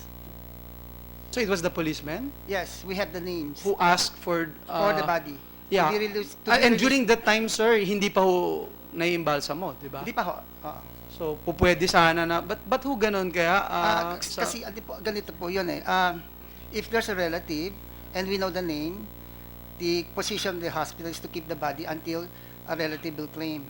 But the patient came in as Mr. X, as told to us by Mr. Solano. He doesn't know him. General So, under Coronel, that, alam mo, this is a bad practice among policemen, ha? Kasi may suking punerarya eh. Pag nakakita ng nakarecover ng bangkay, una-unahan sa pagdadala sa funeral parlor na suki. we have the name of the two policemen who took the body. Yes, sir. We are reviewing that protocol as of this time. This is not only relating to the Atio case, but also in other similar cases, Your Honor.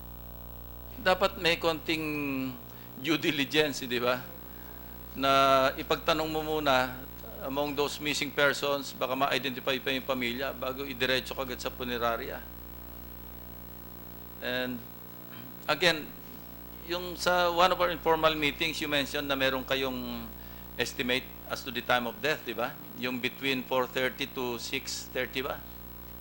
I want to find out because we want to establish the possibility na had Popoy Solano responded much earlier because the first time he was called, reluctant siya because he didn't know. Sabi lang sa kanya, punta ka rito. Tinatanong niya, ayaw naman sabihin. Kung ano yun, basta sabi niya, punta ka dito. So, kung yung first call sa kanya at around 6:30, hindi ba, Popoy? Kung 6:30, kung nakarating ba siya, kung na-save pa ba yung si Atio? I just want to explore that possibility, although it's too late, ano? But there are some lessons that can be learned here, eh.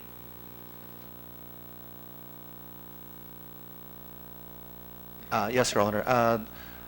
Based on the interview made with the physician at the time who attended to Atio, in her statement, she mentioned that with the setting of rigor mortis, she gave an estimate that it was already... Not post-mortem, rigor mortis. Rigor mortis, Sorry. Your Honor. At about 3 to 6 hours before the body was brought to Chinese General, Your Honor. Mr. Chair. Doon lang kayo nag-base ng estimated time of death? Yes, Your Honor. Mr. Chair, Yes, if Doctor. I may add, at that time, one of the protocol in resuscitating the patient is to intubate the patient. However, that time we cannot open the mouth of the patient, and the term is rigor mortis. So it usually starts on the head, on this part. So On readings, it's approximately Gaano katagal ba bago mag-set in yung initially, yung rigor mortis? approximately 3 to 6 hours po. However, there are many factors that can be involved in there. So if patient had undergone physical trauma or on the temperature or other factors, Your Honor. Senator Villanueva. No, Mr. Chair, kanina gusto ko lang susugan yung protocol dun sa pag-imbalsa mo, Chief Superintendent Colonel. I think it's very important kasi hindi ba parang protocol na talaga yun bago mo imbalsa mo, i-autopsy muna, lalo na yung ganitong kaso. It would have helped us figure out yung time of his death hindi ba?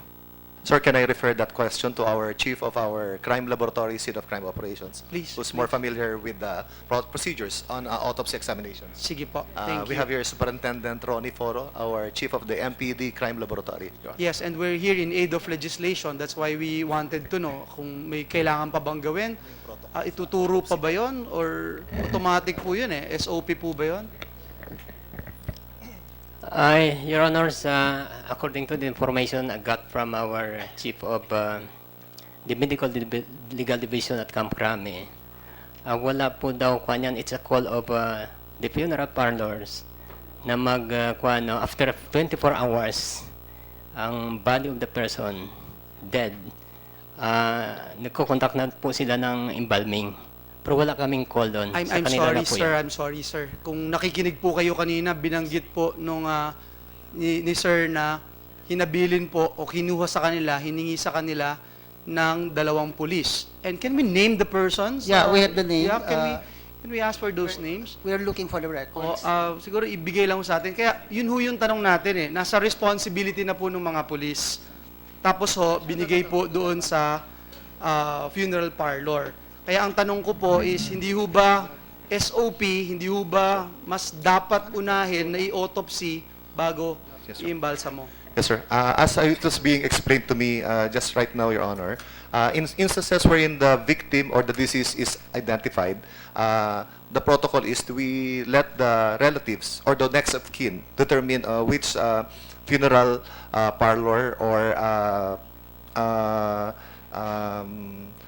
services that will avail of regarding the post-mortem and autopsy examinations. However, in this case, it was, as explained by the administrator of Chinese General Hospital, the body was unidentified. And initially, that time, he was classified as a possible murder, homicide victim, possible EJK, or DUI, death under investigation. The action taken by our homicide division then at that time was to inform the accredited funeral parlor, Arcangel Funeral Parlor, regarding this matter, and that is for this reason. That's why they proceeded in the afternoon, if I understand, on September 17, in the hospital to recover or retrieve the cadaver. Question: what could you have possibly missed in terms of evidentiary value to sa pagka-embalm before autopsy? Meron bang setback sa yan? May setback sa kaso? At this time, sir, Your Honor, it's the time of death, which I understand. The cause of death has already been established by histopathological report given by our autopsy, and also the circumstances regarding the event or the incident wherein the body was brought by possible suspects to the hospital was already established, and I understand also the identity of the victim of in this particular case, Atio Castillo, has also been established immediately with the identification of the parents, Your Honor. I assume you have already the sworn statements of the nurses and the doctors, di ba? Yes, Your Honor, we were able And to that's get part the statements, Your Honor. positively identifying Solano. Yes, Your Honor, we have the And- statements on that. Yeah, and possibly another person Yes, Your Honor. who was driving the pickup. Mitsubishi. Yes, Your Honor. Have you established based on your We have information? leads right now, Your Honor, but if you may allow me not to reveal it at Yes, this time yes, I because understand. ongoing investigation regarding But as that of now, matter. wala pa kayong positive ID doon sa kasama ni Solano. Wala pa. Meron lang kayong leads. Leads, yes, as Your to- Honor. We have names of possible suspect, the names of possible suspect, and hopefully by that time we can show to the witnesses, not only to the staff of General Hospital, but also those in the frat library at the time when the body was taken or brought down from Okay. the frat library before being to the hospital, Your Honor. Yeah. Mr. Chair, just to make sure lang na maging part na to ng inyong protocol, sir, no? Kasi kahit hindi po identified kung sino 'yon, autopsy muna bago imbalsa mo. Yes, Your Honor. That matter will be brought up to headquarters for Thank you. appropriate action, Your Honor. Mr. Chair, can I just ask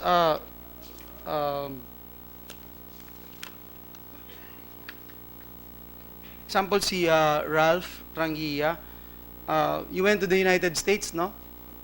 Yes, Your Honor. Oo. Were you the one who decided to leave right away, or that decision na hindi lang ikaw kundi parents mo? Your Honor, pasensya na po, batayin po may right against self-incrimination. Kasi po may kaso po ako tsaka yung magulang ko ng obstruction of justice, Your Honor. Okay, according to DOJ, you have yet to formally respond to their offer. If there is indeed an offer to become a potential state witness, has your family responded to that offer, or if there's any offer? I have no knowledge. Siguro tanungin natin mamaya yung DOJ. Kay Arvin, whose decision, kasi kahit ayaw mo aminin, napaka-overwhelming na ikaw ang GP, would you know kaninong decision to bring Atio to Chinese General Hospital and not to UST?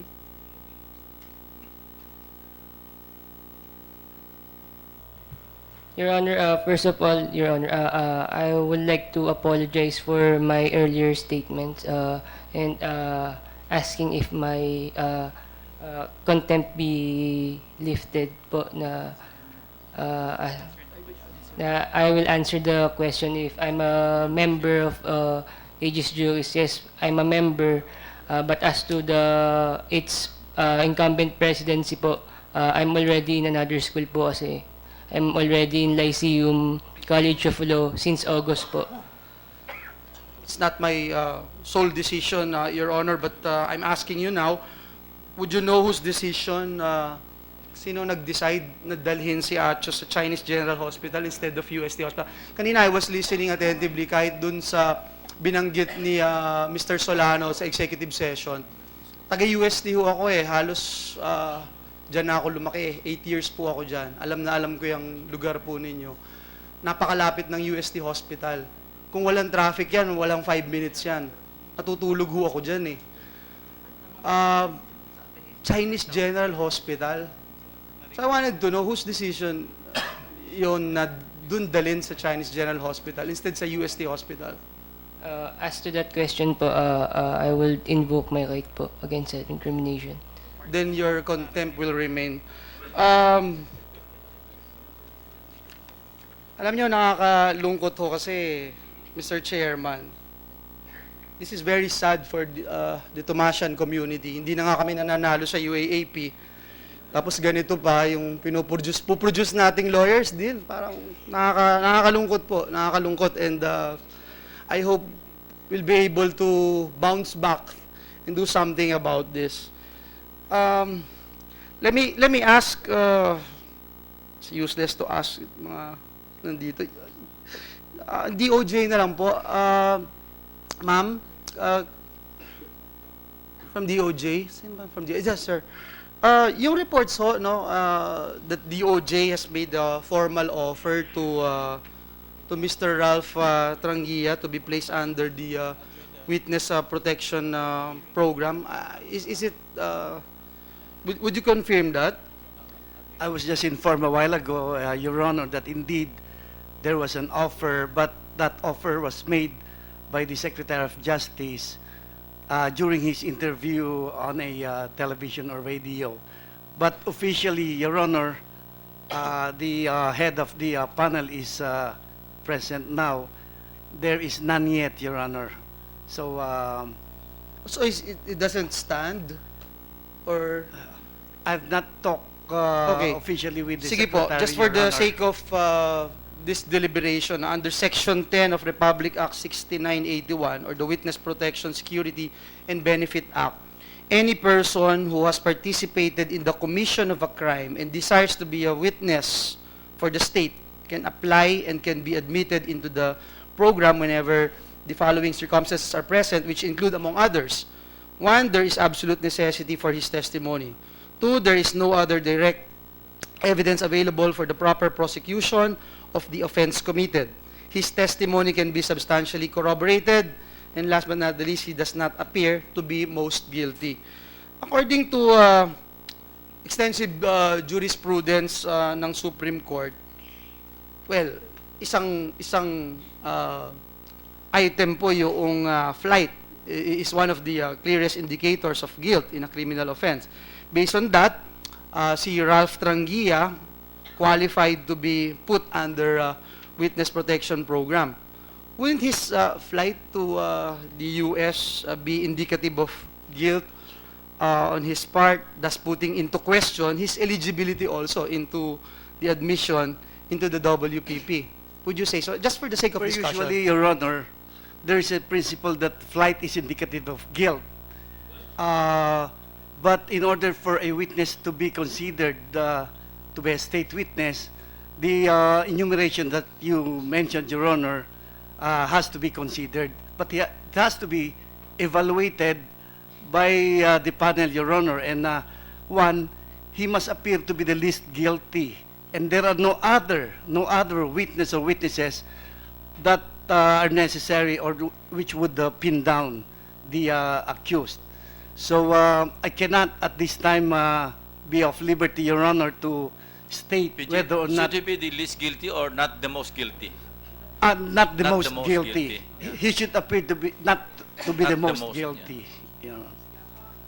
Sir, other than that offer that you are aware of kay Mr. Tranguia, meron po ba kayong inoferan pa na iba sa mga suspects or respondents dito po sa kaso na ito? Again, let me put on record na si Mr. Tranguia is the only one who fled. None of the other respondents or members of the Aegis juries have done the same as of now. Wala pa po akong alam at yung kay Mr. Tranguia lang ang narinig ko, ngunit personally po hindi pa nakarating sa panel ang tungkol doon sa offer na yon. So si Mr. Tranguia lang yung pagkakaalam nyo po na Apo. inoferan. Yes, Your Honor. Si Mr. Tranguia, attorney mo si Attorney Roel Ilagan, am I correct? You're here, Attorney Ilagan, no? You're from San Beda? Yeah. And you're also a member of Lex Talionis fraternity? I am not a member You're not? of any organization. Okay. Sige po.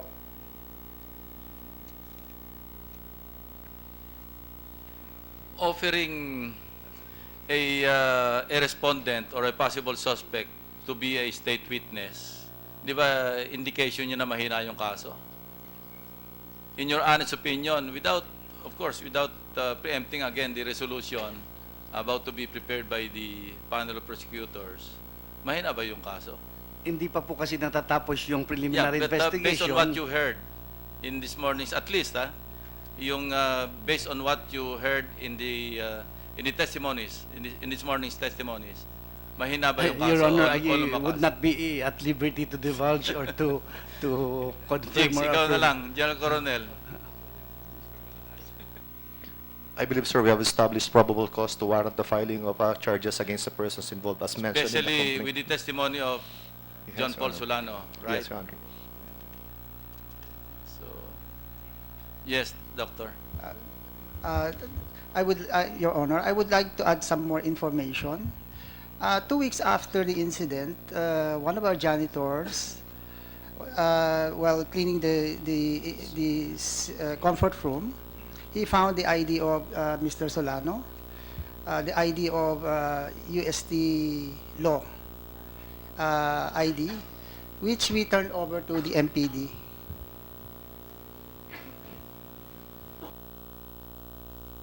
So it cannot be denied that it was indeed John Paul Solano who brought Atio to the hospital.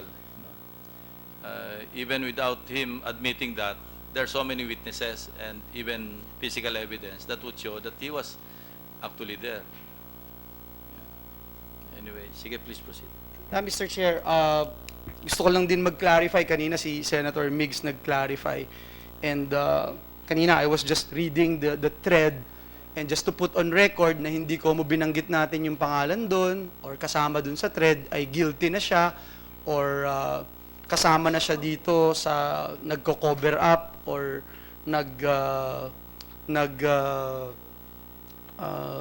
trying to hide itong mga pieces of evidence, etc. Kasi naalala ko lang, Mr. Chair, si Congressman Edwin Uy, who was mentioned, I know him very well and I'm sure he will not allow himself to be part of a cover-up at gusto ko lang i-put on record yun, Mr. Chair. Mr. Chair, nandito rin si Jason Adolfo Robinos. Sir, you're also a listed officer of Aegis Juris? I was an officer last year, Your Honor. Okay. Sir, siguro kayo na lang yung tanungin natin. Sa recruitment po ba ng fraternity, binabanggit po ba na merong initiation rights at kasama dun sa initiation rights itong hazing? Nung pong sa akin po, I can only speak for myself. Wala naman pong sinabing ganun. Pero nag-undergo ka ng hazing?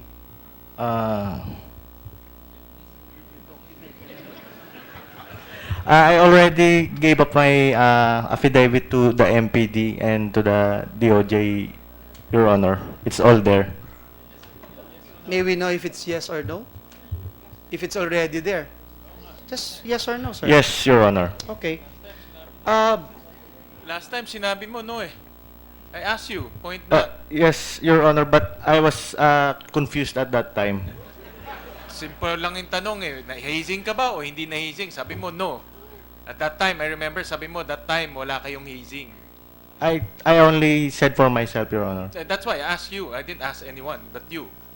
Yes, Your Honor. Now I have my affidavit, Your Honor, and I stand corrected. Why tanong ko lang why Aegis Juris? Meron bang advantage in joining that frat? Why did you choose to join Aegis Juris? At that time, Your Honor, madami po kasing classmate ko noon na na nag-join. So who recruited you? No one recruited me, Your Honor. You applied? I applied. Tanong ko lang, no? So, dun sa recruitment, sinasabi may initiation pero hindi binabanggit na may hazing. Sabi niyo po, in your case, 'di ba? So, siguro sa iba nababanggit, sa iba hindi. Dito sa kaso ni Atio kasi, dun sa nakikita natin na records, pati yung mga binabanggit ng kanyang magulang, sabi walang hazing. So, nangyari ba sa'yo? For instance, in your case, nagulat ka ba? Napapaluin ka?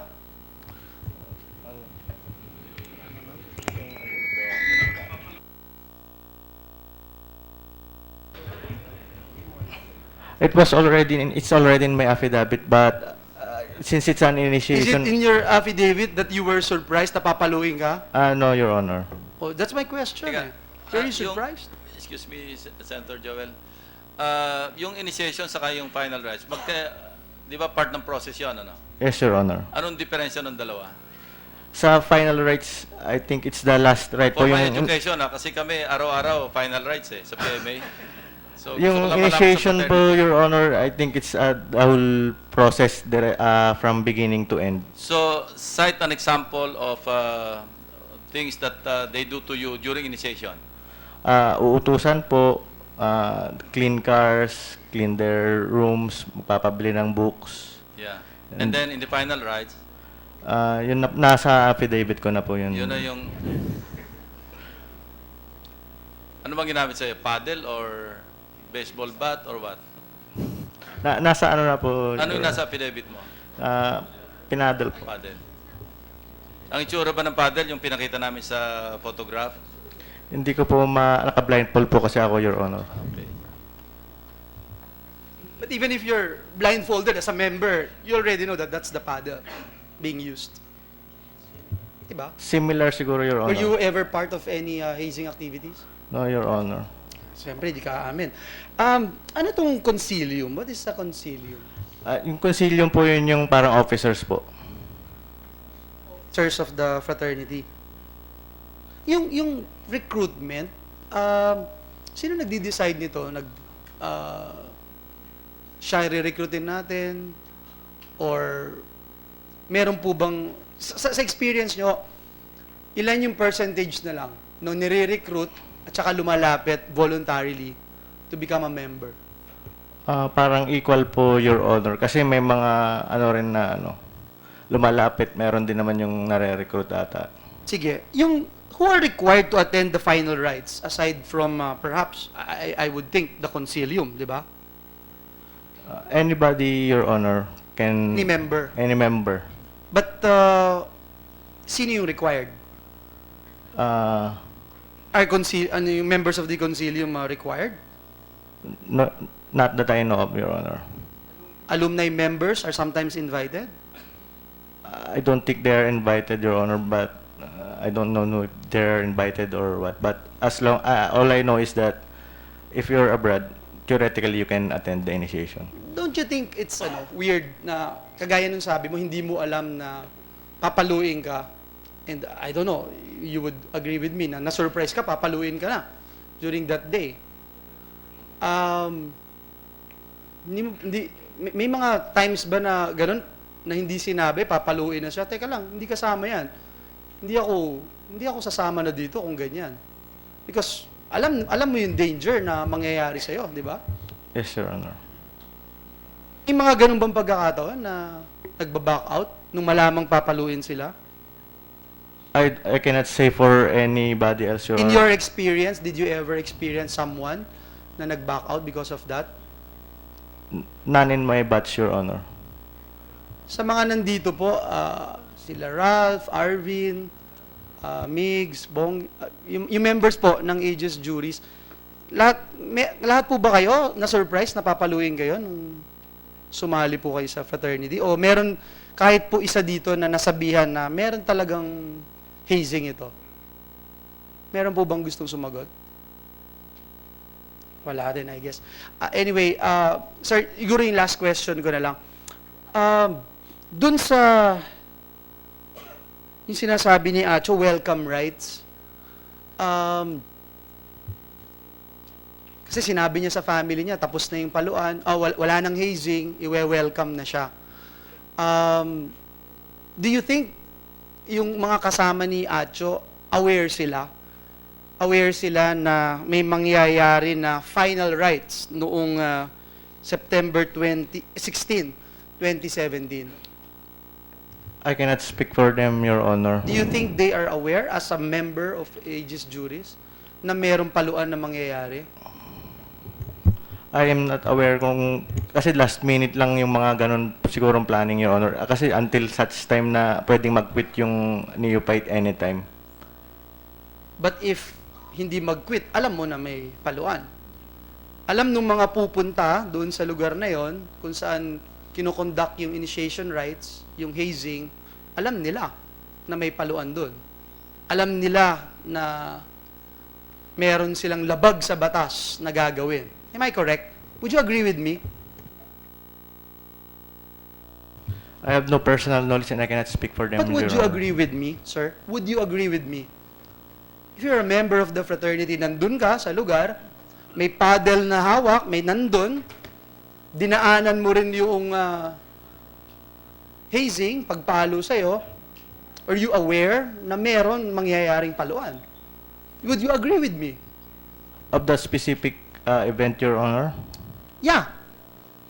I cannot say, Your Honor, kasi to the last minute, you are not sure if I there think would you be... will agree with me na alam ng mga kasamahan at nandun na may mangyayaring paluan.